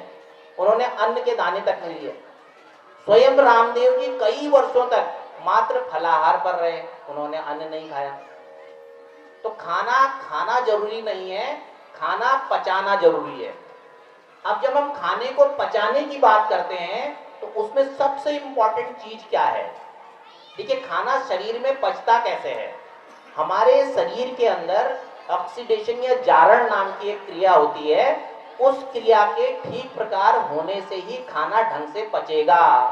बच्चे बड़े ध्यान दें इस पे, इस बात को सुने, और माताएं बहनें इस चीज को सुने, क्योंकि स्वास्थ्य से संबंधित समस्याएं धीरे धीरे उनके साथ ही आती हैं। और बच्चे अगर अपने स्वास्थ्य को अभी से ठीक कर लें तो बाद में डॉक्टरों के पास जाने की जरूरत नहीं है। सबसे पहले आपको सांस लेना आना चाहिए। सबसे इंपॉर्टेंट काम हम क्या करते हैं? सांस लेते हैं। सांस लेने के कारण से जीवित हैं, लेकिन सांस लेना किसी को नहीं आता। एक बार हम लोग ओम का उच्चारण करेंगे। ओम का उच्चारण ऐसा है कि अगर आप उसको ठीक प्रकार से करते हैं तो आपकी सांसों की क्रिया बहुत सुंदर हो जाती है। अब ओम बोला कैसे जाता है? देखिए, सामान्य तौर पे हमने ओम बोल दिया तो वो ओम नहीं है। ओम के अंदर 3 स्वर आने चाहिए, ओ, ऊ और म। आपको गहरी सांस लेनी है अंदर। उस सांस को लेते हुए ओ ये निकले पेट से, ऊ ये निकले कंठ और मुख से, और म इसका स्पंदन मुख बंद करके आपके कपाल से आना चाहिए। तो एक बार मैं करता हूं, उसके बाद में आप लोग भी अभ्यास कीजिएगा। एक थोड़ी सी गहरी सांस में ले रहा हूं। ओ,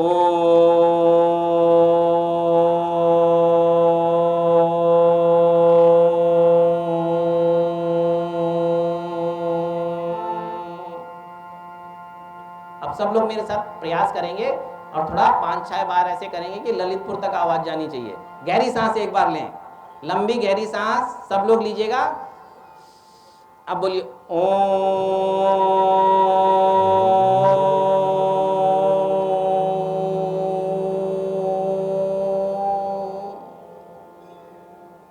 एक बार पुनः ओम।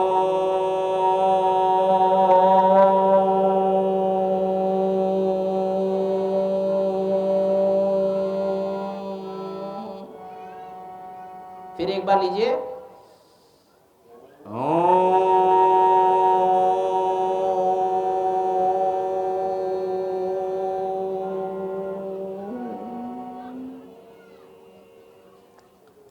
अब हम बोल तो रहे हैं लेकिन ये भी हम गलत कर रहे हैं। इसके लिए सबसे पहली क्रिया है कि हम लोग अपनी रीढ़ की हड्डी को बिल्कुल सीधा करें। ये गलत पहले इसलिए आपको समझा रहा हूं कि कल से जब भी आप इस चीज को करें बिल्कुल ठीक करें। बच्चे ध्यान दो, बच्चों इधर ध्यान दो। सब लोग अपने बिल्कुल स्थिर रीढ़ की हड्डी को सीधा कीजिए। पूरा अपने आज्ञा चक्र की तरफ ध्यान, ये जो हमारी दोनों भ्रू मध्य हैं भौं के बीच में, यहाँ पे ध्यान लगाइए। पूरे मस्तिष्क को अपना कॉन्सेंट्रेट करें। आंखें बंद करके लंबी गहरी सांस लें।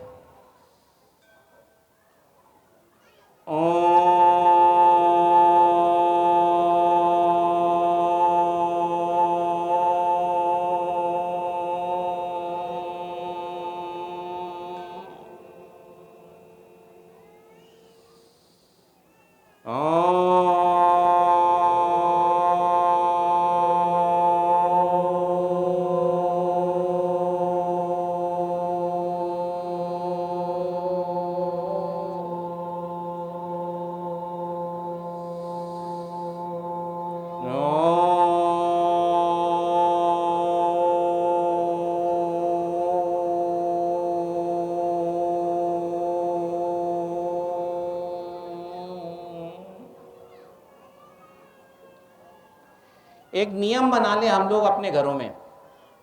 जब भी हम बीच में कहीं पे थकावट का एहसास करते हैं, कोई ठीक से कंसंट्रेट नहीं कर पाते, कुछ चीज़ें नहीं कर पाते, तो उसमें एक सांस लेकर के ओम इस शब्द का उच्चारण करो। आप देखिए आपके आभा मंडल पर जो एक कीर्ति आएगी, जो आपके मस्तिष्क की ललाट की एक छटा बनेगी, और इस शब्द का उच्चारण करने से आपके घर के अंदर जो पॉजिटिविटी हमेशा बनेगी वो कुछ ही दिनों में देखने लायक होगी। जो हम लोग पूजा में शंख और घंटा बजाते हैं, खास तौर पे जो शंख बजाते हैं, शंख बजाने का भी यही महत्व है। हम लोग जिस भी स्थान पर रह रहे होते हैं, मनुष्य को लगता है कि सिर्फ हम ही रह रहे हैं, लेकिन हमारे साथ बहुत सारी अदृश्य आत्माएं भी उस आसपास रहती हैं, अदृश्य शक्तियां, अदृश्य एनर्जीज भी रहती हैं। उन एनर्जीज में से जैसे लोगों की आदत होती है, कुछ अच्छे लोग हैं, कुछ बुरे लोग हैं, तो इसी तरीके से आपके परिवेश में हमेशा नेगेटिविटी भी विद्यमान रहती है। अक्सर लोग बात सुनते हैं, चर्चा करते हैं कि इस घर में नेगेटिविटी बहुत है, बट क्या देख पा रहे हो उस नेगेटिविटी को क्या है? लेकिन वो नेगेटिविटी इतनी महत्वपूर्ण है, इतनी इंपॉर्टेंट है कि वो आपकी सोचने के तरीके को अच्छा और बुरा कर सकती है, आपके अंदर, घर के अंदर कलह उत्पन्न कर सकती है, आपके घर में प्रॉस्पेरिटी, उन्नति ला सकती है, प्रगति ला सकती है, आपके घर के अंदर के जितने भी धन आर्जन से संबंधित धन के आने के योगों को खोल सकती है। अब कैसी ऊर्जा आप अपने घर में लेकर के रखे हुए हो? तो सबसे पहले इसके लिए ध्यान रखने वाली बात है कि किसी भी घर के अंदर पुरुषों का ये दायित्व है कि माताएं और बहनें, खास तौर पे बच्चियां, ये अप्रसन्न ना रहें। वो कैसे खुश रहें, उनके चेहरे पे किस तरीके से खुशी आए, इसका ध्यान पुरुष रखें। लेकिन इतना कहने से माताएं बहनें अपने दायित्व से उऋण नहीं हो गई।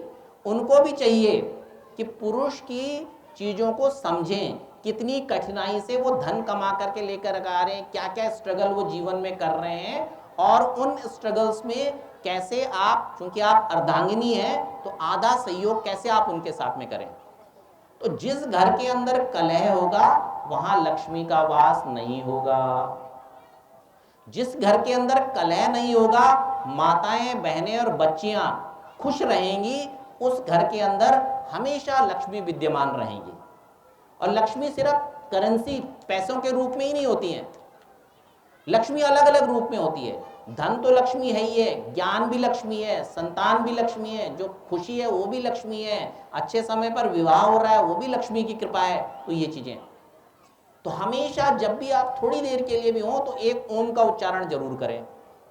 सुबह उठ करके प्रातः काल, जैसे बहन ने बताया कि सूर्य को जल देना जरूरी है, ऐसे ही ओम का उच्चारण करना भी जरूरी है। सब लोग मिलकर के करें तो और भी अच्छा है।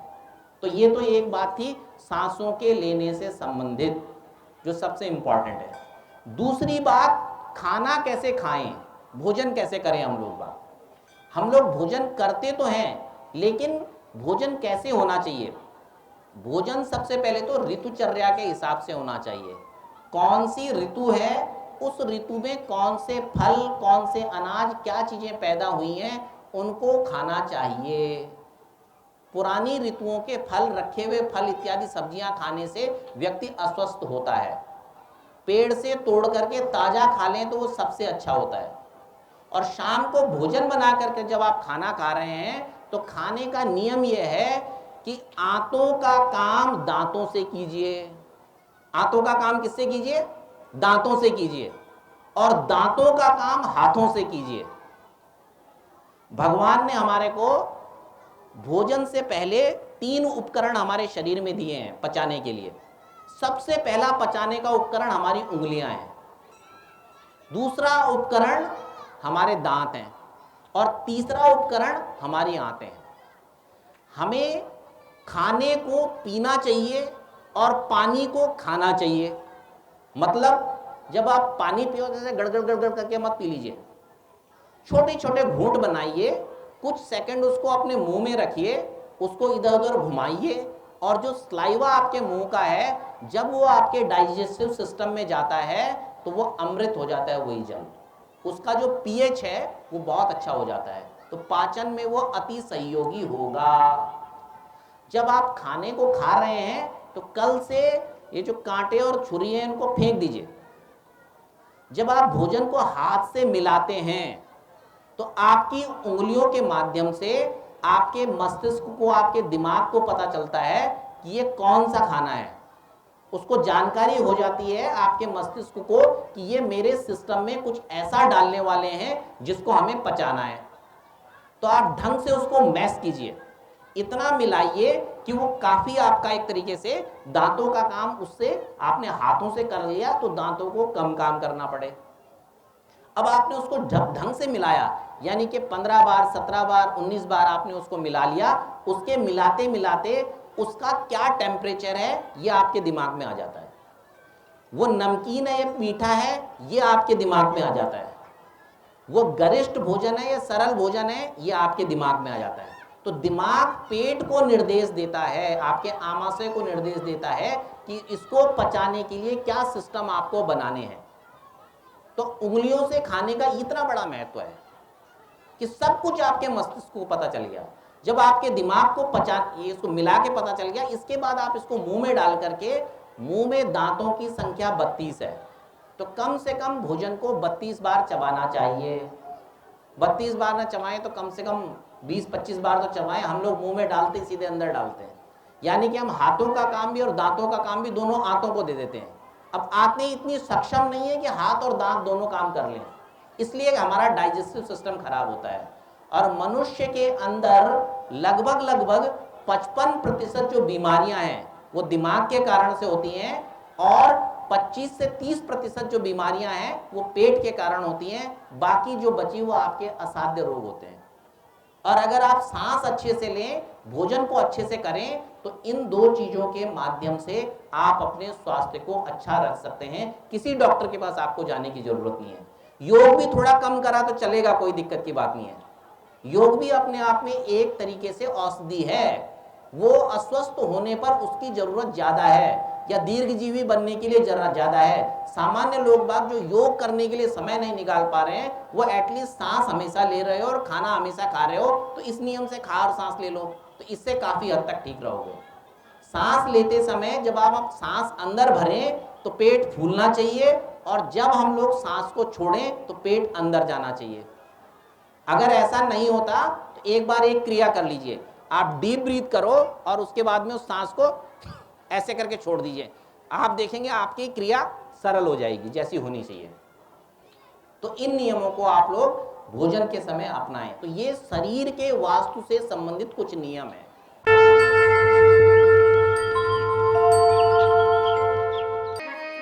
आइए पुनः कथा में हम सभी भक्तजन प्रवेश करें। श्रीमद् भागवत कथा के साथ जो यहाँ पे आदरणीय बड़े भाई सुशील बलूनी जी के द्वारा वास्तु यज्ञ के विषय में बताया जा रहा है, मैं एक बड़े सौभाग्य का विषय हम लोगों के लिए कि हम इस विषय को कितने ध्यान पूर्वक सुन रहे हैं।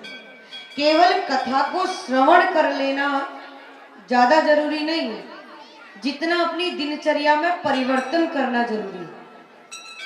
ये स्वयं का अनुभव है कि जब तक आप अपने जीवन में अपनी दिनचर्या को नहीं बदलेंगे या परिवर्तित नहीं करेंगे तब तक आपके जीवन का उद्धार नहीं होने वाला। यदि अपने जीवन का उद्धार करना है तो जीवन में परिवर्तन जरूरी है, अति आवश्यक है। सौनकादिक ऋषियों के द्वारा सूत जी महाराज के समक्ष प्रश्न पूछे गए, 6 प्रकार के प्रश्न पूछे गए।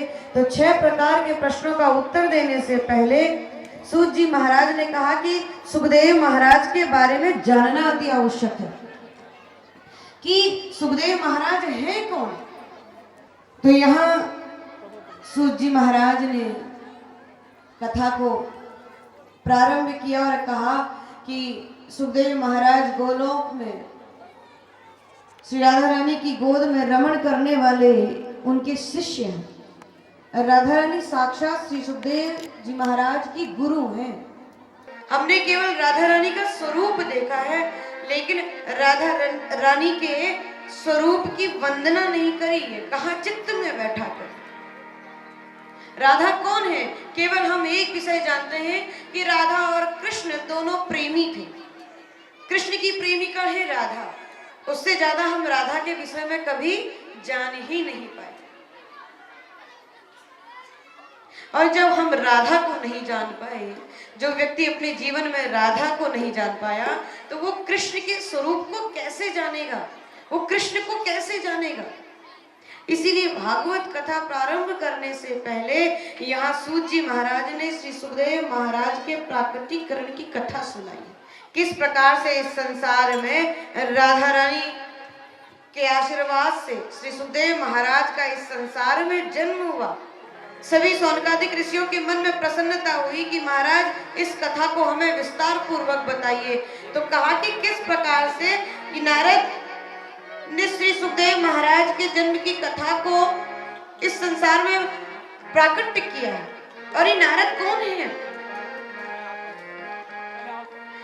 नारं ज्ञानम ददाति इति नारद, जो हमारे अज्ञान का खंडन कर दे, वही नारद है। याद रखिएगा, जिस मनुष्य को नारद जी ने दर्शन दिया, जिस मनुष्य के पास नारद जी गए, उसे भगवान ने अवश्य दर्शन दिया। उस पुरुष को, उस मनुष्य को भगवान स्वयं दर्शन देने के लिए आए हैं। हमारे पास अनेक उदाहरण है कि नारद जी महाराज जहां पहुंचे हैं। क्यों? क्योंकि नारद का अर्थ ही है कि हमारे चित्त में बैठे हुए अंधकार का नाश कर देना, अज्ञान का खंडन कर देना, हमारे जीवन में प्रकाश आ जाना, ज्ञान आ जाना। इसीलिए नारं ज्ञानम ददाति इति नारद।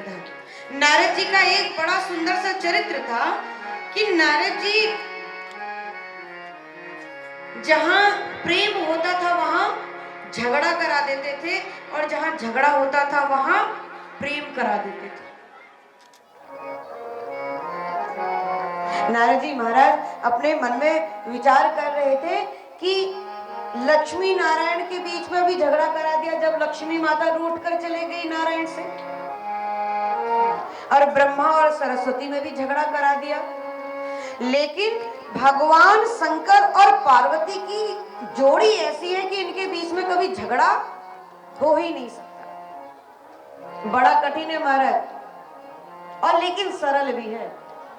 जहां बहुत अधिक प्रेम हो ना, और बहुत अधिक विश्वास हो, तो वहां झगड़ा कराना बड़ा मुश्किल हो जाता है। अगर पति पत्नी में बहुत अधिक प्रेम है, भगवान भोलेनाथ और शंकर तथा माँ पार्वती, जिन्हें भोलेनाथ और पार्वती के बीच में इतना प्रेम है कि उनके बीच में झगड़ा होना संभव ही नहीं है। क्यों? माँ पार्वती ने कठोर तपस्या करने के बाद भगवान शंकर को पाया है। मन जाहि राच्यों मिलहि सोवर, सहज सुंदर सावर। आप जो मन में विचार रखकर भगवान की पूजा करते हैं, आपके जीवन में आपको वैसा ही पति मिलता है। और सांसारिक पति से करोगे भी क्या महाराज? जब जगदीश्वर जगतपति को आपने अपना पति बना लिया, तो फिर सांसारिक पति की आवश्यकता नहीं है। जाके सिर मोर मुकुट मेरो पति सो। मीरा ने कहा कि जिसके सर पर साक्षात मोर पंख विराजमान है, जो मोर का मुकुट पहनते हैं, वही मेरे पति। असुवन जल सींच सींच, ऐसी बेल उन्होंने प्रेम की बढ़ाई है कि जल की आवश्यकता नहीं, प्रेम के आंखों से निकले हुए अश्रुओं के जल से उस प्रेम की बेल को सींचा है। ऐसा प्रेम भगवान शंकर और मां पार्वती के बीच में अटूट प्रेम था। तो नारद जी महाराज सोचने लगे, भैया झगड़ा कैसे करवाएं? अगर झगड़ा नहीं होगा तो माँ पार्वती जिद नहीं करेंगी तो सुखदेव महाराज का जन्म इस संसार में संभव नहीं है। नारद जी ने थोड़ा सा अपना दिमाग घुमाया, कहा कि चलो पहले जाएं तो सही, भेंट तो करें। और नारद जी महाराज कैलाश की ओर बढ़े, और कैलाश की ओर बढ़ रहे थे। श्रीमन नारायण नारायण नारायण श्रीमन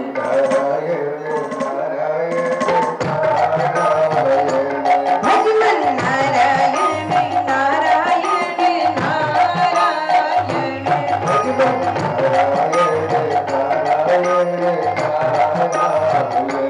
श्रीमन नारायण नारायण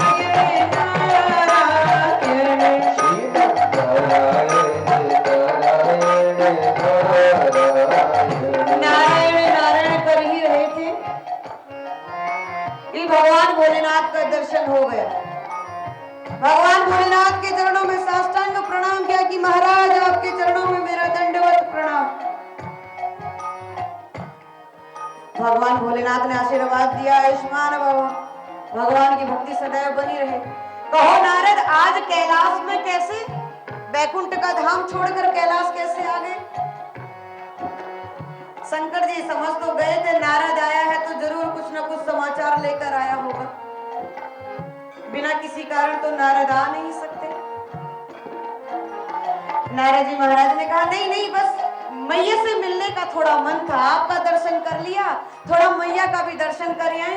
बोले अच्छा जाओ, माता जी तो घर में भोजन बना रही है, भोजन प्रसाद ग्रहण करके आना। नारद जी समझ गए ये बढ़िया मौका मिला, दिमाग घुमा गए। नारायण नारायण नारायण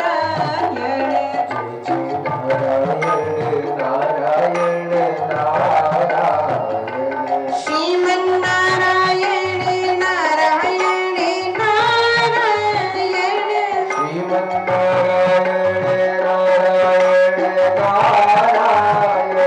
लक्ष्मी नारायण नारायण नारायण।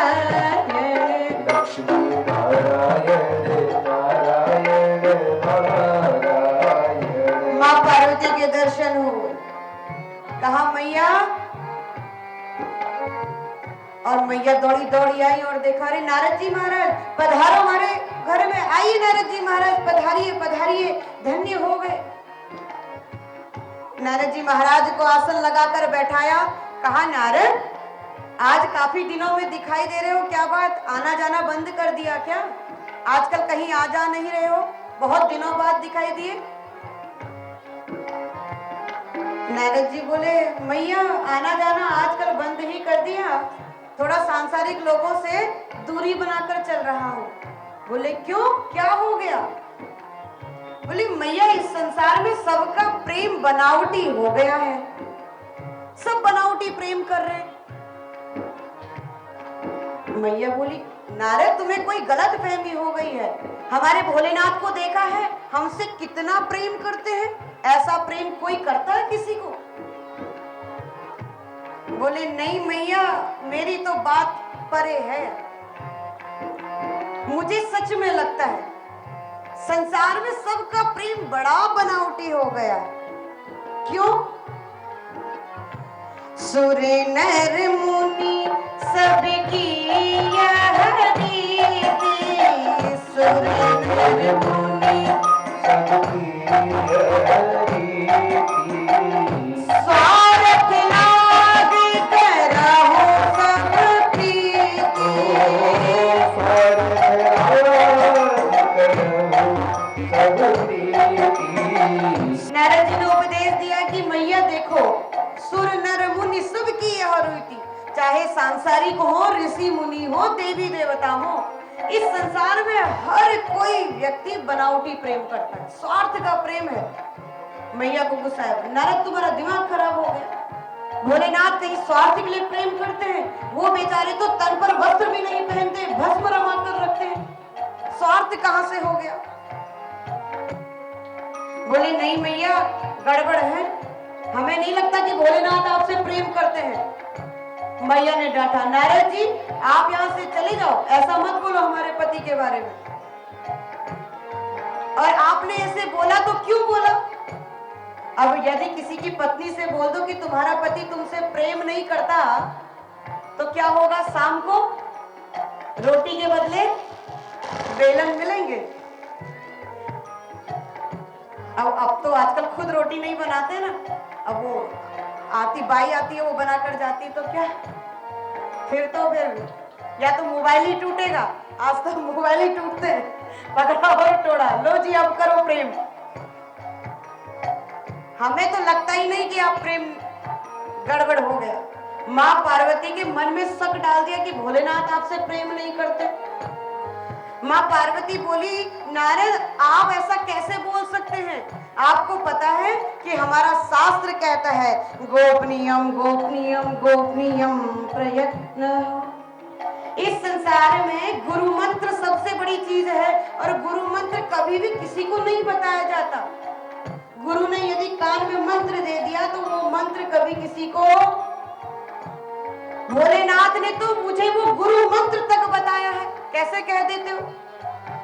मैया सारी बात समझ में आई, लेकिन भोलेनाथ ने कभी ये बात बताई कि उनके गले में जो मुंडों की माला है वो किसकी है? पार्वती मैया समझ गई, बोली सारी बात बताई, यही बात नहीं बताई, यही गड़बड़ हो गया। बोली आज आने दो, पूछूंगी जरूर। नारद जी अपना काम करा गए, सारी बातें बोल गए, और नारायण नारायण नारायण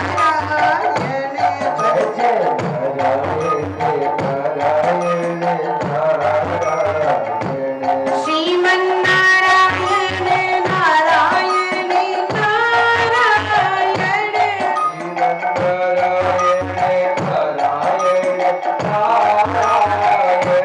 नारायण नारायण करते करते भोलेनाथ को रास्ते में मिल गए। माँ पार्वती तो घर में आग बबूला है गुस्से से, और पतिदेव भोलेनाथ जी मिले तो कहा, भोलेनाथ जी आपको मैया जरा जल्दी याद कर रही थी। घर में पत्नी को गुस्सा आया हो और पतिदेव अगर सामने पहुंच जाए फिर तो सारा गुस्सा महाराज, फिर तो जितने पेट के अंदर मैल है वो भी सब निकल जाता है। वो सब शादी के दिन से लेकर उस दिन तक का सहारा। भगवान भोलेनाथ समझ तो गए थे नारद गया है तो जरूर कुछ गड़बड़ करके आया होगा। जब हमारे घर में यदि कोई ऐसा पुरुष या कोई महिला आ जाए जो बात इधर की उधर करती है ना, तो लोगों को शक हो जाता है पक्का कुछ ना कुछ बात गड़बड़ हुई है, कुछ ना कुछ जाकर कहा होगा। ऐसी नारद जी महाराज के ऊपर भोलेनाथ को शक हो गया, कहा कि आज तो कुछ गड़बड़ करके आए हैं नारद जी महाराज। बोले अच्छा चलो ठीक है। पार्वती मैया ने अपने सारे श्रृंगार उतारा और कोप भवन में बैठ गई। भोलेनाथ जी आदेश मिला था नारद जी का कि जल्दी याद कर रहे हैं, तो भोलेनाथ जी भी बेचारे भोलेनाथ हैं, भोला है जिसका नाम, सीधा साधा, किसी की भी बात पे विश्वास कर ले। भोलेनाथ जी चले गए पार्वती मैया के पास और आवाज लगाई कि हे देवी कहाँ हो? आवाज नहीं आ रही, आज तो एकदम साइलेंट, चुप। ढूंढा ढूंढा ढूंढा तो देखा कि कोप भवन में बैठी है। पहले से कोप भवन या तो जब पति पत्नी का झगड़ा हो जाए तो पत्नी उस कोप भवन में जाकर बैठती थी, और फिर जब स्त्री या तो रजस्वला जब होती थी तो उस दौरान में उस कोप भवन में वो रहती थी, एक कक्ष बनाया जाता था। तो अब शंकर जी को बोला कि आज आप कोप भवन में क्या कर रही हैं? बोला हम आपसे बात नहीं कर रहे महाराज। बोले क्या हो गया, बता तो दो, क्यों रूठी पड़ी हो? बोले आप हमसे प्रेम नहीं करते। भगवान शंकर बोले नारद आज आया था, जरूर कुछ गड़बड़ कर गया वो। देवी मैं आपके अलावा प्रेम इस संसार में दूसरा किसी से भी नहीं करता, आप ऐसा क्यों बोल रही हैं? बोले नहीं हमें नहीं लगता। नारद जी बोल रहे थे सुर नर मुनि सब की यह रीति, स्वार्थ लाभ करो सब प्रीति, सब स्वार्थ के लिए, आपका भी प्रेम स्वार्थ के लिए है जी।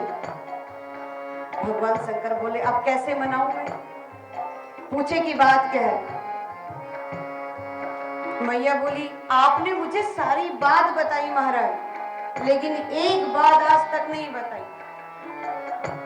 आपके गले में जो ये मुंडों की माला है ये मुंडों की माला किसकी है, किसके नाम की पहनी है? भगवान शंकर आश्चर्यचकित हुए इस प्रश्न को सुनकर, समझ गए कि भगवान की कोई विशेष लीला है जो पार्वती के माध्यम से कराना चाहते हैं। भगवान भोलेनाथ ने बताया कि हे देवी, जब आपने इस संसार में जितने बार जन्म और मृत्यु को प्राप्त किया, चाहे सती के रूप में किया या अनेक रूप से, जब जब आप इस संसार में जन्म लिए, तब तब आपके मुंडों की माला में ये गले में पहनने लगा। तो महाराज, केवल मैं ही क्यों इस संसार में जन्म और मृत्यु लेती हूँ? मुझे भी कोई ऐसा अमृत पिलाइए ना कि मैं भी अजर अमर हो जाऊं।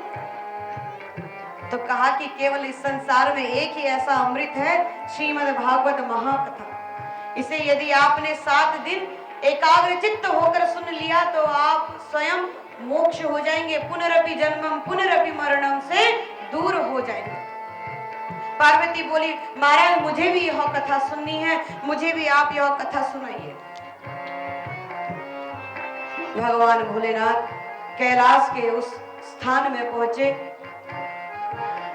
और आसन लगाकर मां पार्वती को समक्ष बैठाया। कथाओं को सदैव समक्ष बैठकर ही सुनना चाहिए, पीठ के पीछे नहीं बैठकर सुनना चाहिए। केवल समक्ष बैठकर सुनने का ही फल बताया। मां पार्वती को सम्मुख बैठाया और कथा को सुना रहे थे।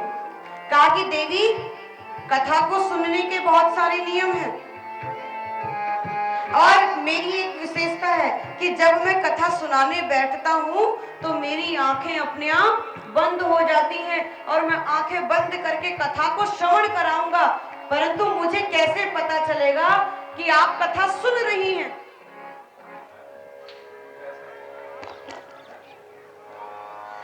तो प्रार्थना करिए।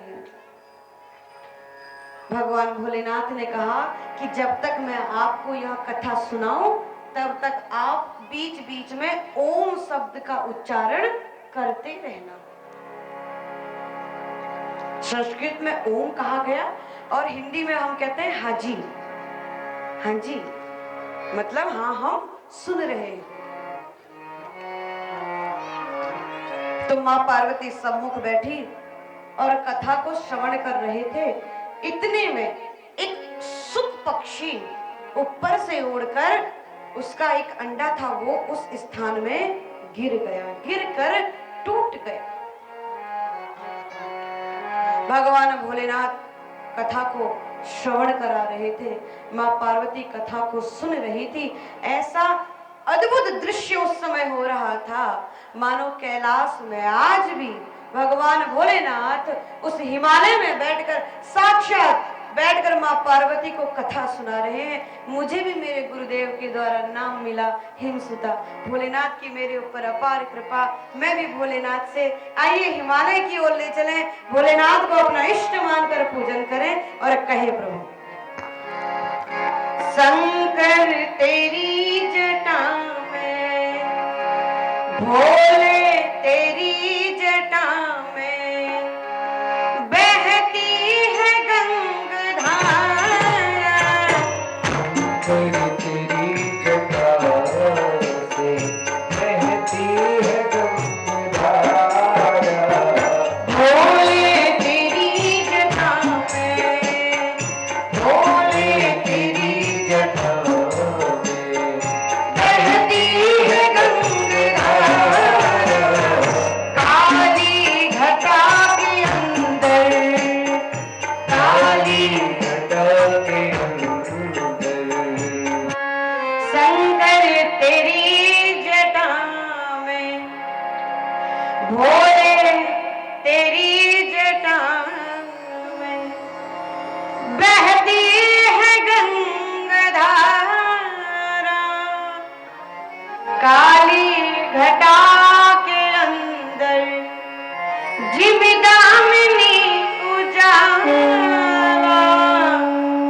शंकर तेरी जटा में। नमः पार्वती पार्वती पते हर हर हर महादेव। बोले शिव शंकर भगवान की। अद्भुत दृश्य हुआ। भगवान भोलेनाथ माँ पार्वती को कथा श्रवण कराने लगे। उतने में एक सुख का अंडा नीचे गिरा, टूट गया। माँ पार्वती कथा श्रवण करते करते सो गई। और जो ही कथा प्रारंभ हो रही थी, कथा प्रारंभ होते होते जब विराम अवस्था में पहुंची तो वह सुख का अंडा पुनः जीवित हो गया और एक पक्षी बन गया।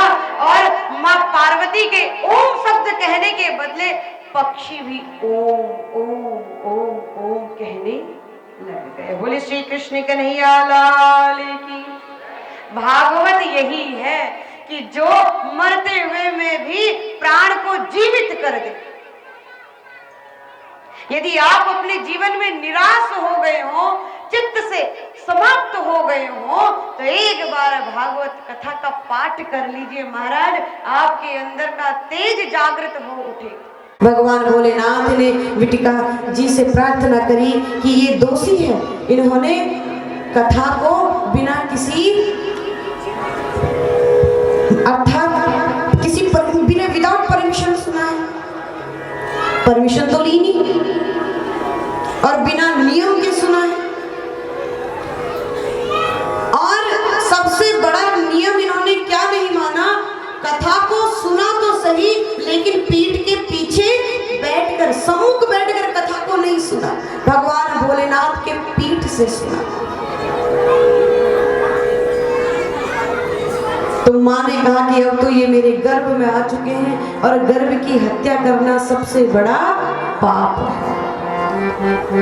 आज तो कई लोग कितना गर्भपात करा रहे हैं, अनगिनत।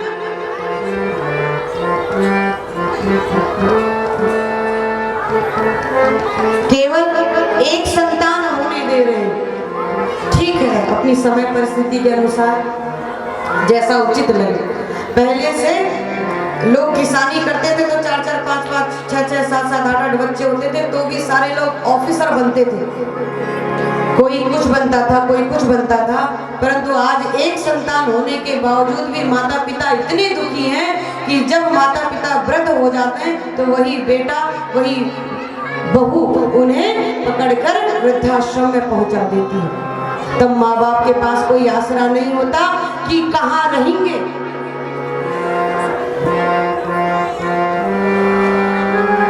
आज यह स्थिति हो गई है। तो सुखदेव जी माता के गर्भ में 12 वर्ष तक रहे महाराज। कितने वर्ष तक? 12 वर्ष तक। महाराज यहाँ तो डॉक्टर जो डेट दे दे, अगर उससे एक डेट ऊपर हो जाए तो तुरंत ऑपरेशन। किसी भी कंडीशन में हमें ऑपरेशन नहीं कराना चाहिए। आज हमारे भारतवर्ष में सबसे ज्यादा लोग ऑपरेशन करा रहे हैं। आज भी विदेशों की कई जगह ऐसी हैं जहां मातृ शक्ति को गर्भ धारण करने के दौरान कई प्रकार के कार्य भी कराए जाते हैं। जब अंतिम महीने आते हैं तो उस समय विशेषतया कार्य करते हैं कि उनकी डिलीवरी नॉर्मल हो जाए। सुखदेव महाराज भी 12 वर्ष तक गर्भ में रहे, नहीं आए। सबने प्रार्थना करी, अंत में सभी देवी देवताओं ने प्रार्थना करी तो भगवान व्यास जी महाराज के द्वारा श्री सुखदेव जी महाराज जो ही संसार में उत्पन्न हुए तो तुरंत वन की ओर चले गए। और वन की ओर जाने लगे तो व्यास जी महाराज दौड़े दौड़े पुत्र वियोग में उनके पीछे दौड़े कि पुत्र रुक जाओ, पुत्र रुक जाओ। लेकिन सुखदेव जी महाराज नहीं रुके और जंगल में जाकर साधना करने लगे।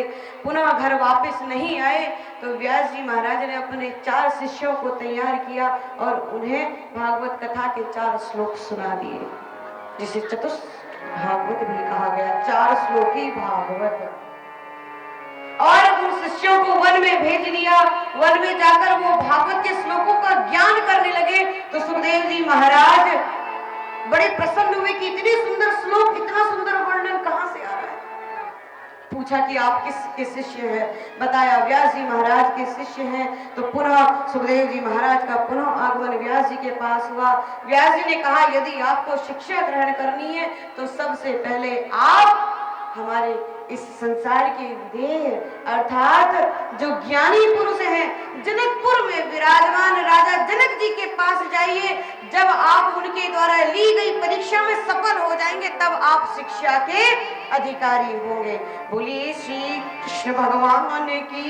जय हो।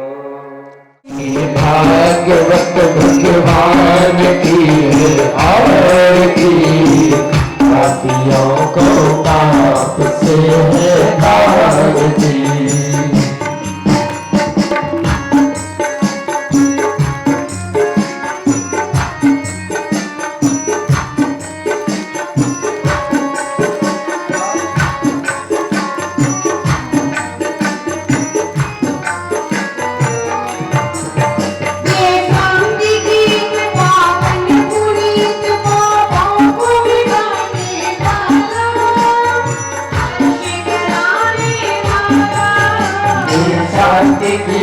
पावन पुनीत पापों को मिटाने वाला, हर कलुष कराने वाला।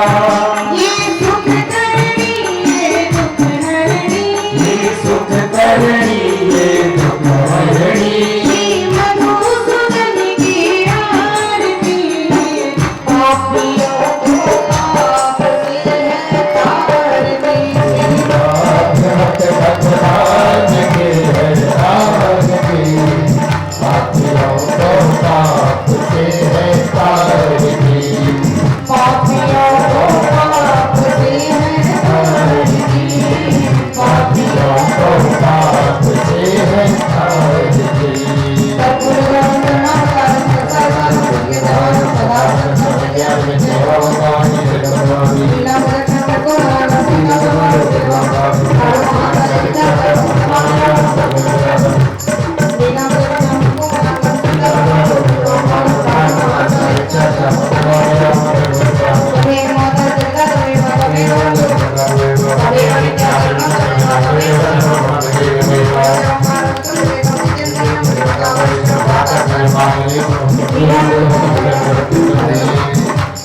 हरे राम राम राम हरे हरे, हरे कृष्णा कृष्णा कृष्णा हरे हरे। हरे राम राम हरे हरे कृष्णा कृष्णा कृष्णा हरे हरे। राम राम हरे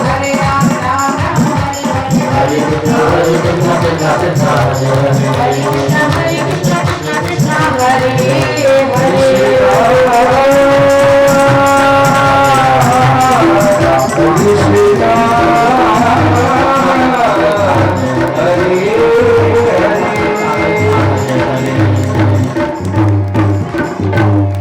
गोपाल कृष्ण भगवान की, यज्ञ नारायण भगवान की जय, विष्णु भगवान की जय हो, राम दरबार की जय हो, शिव परिवार की जय हो, अंजनी कुमार की जय हो, लक्ष्मी नरसिंह भगवान की जय हो, धर्म की जय हो, धर्म की जय हो, अधर्म का धर्म का प्राणियों में विश्व का विश्व का माता की गौ माता की धर्म की अच्छा हो, धर्म की अच्छा हो, संत समाज की जय हो।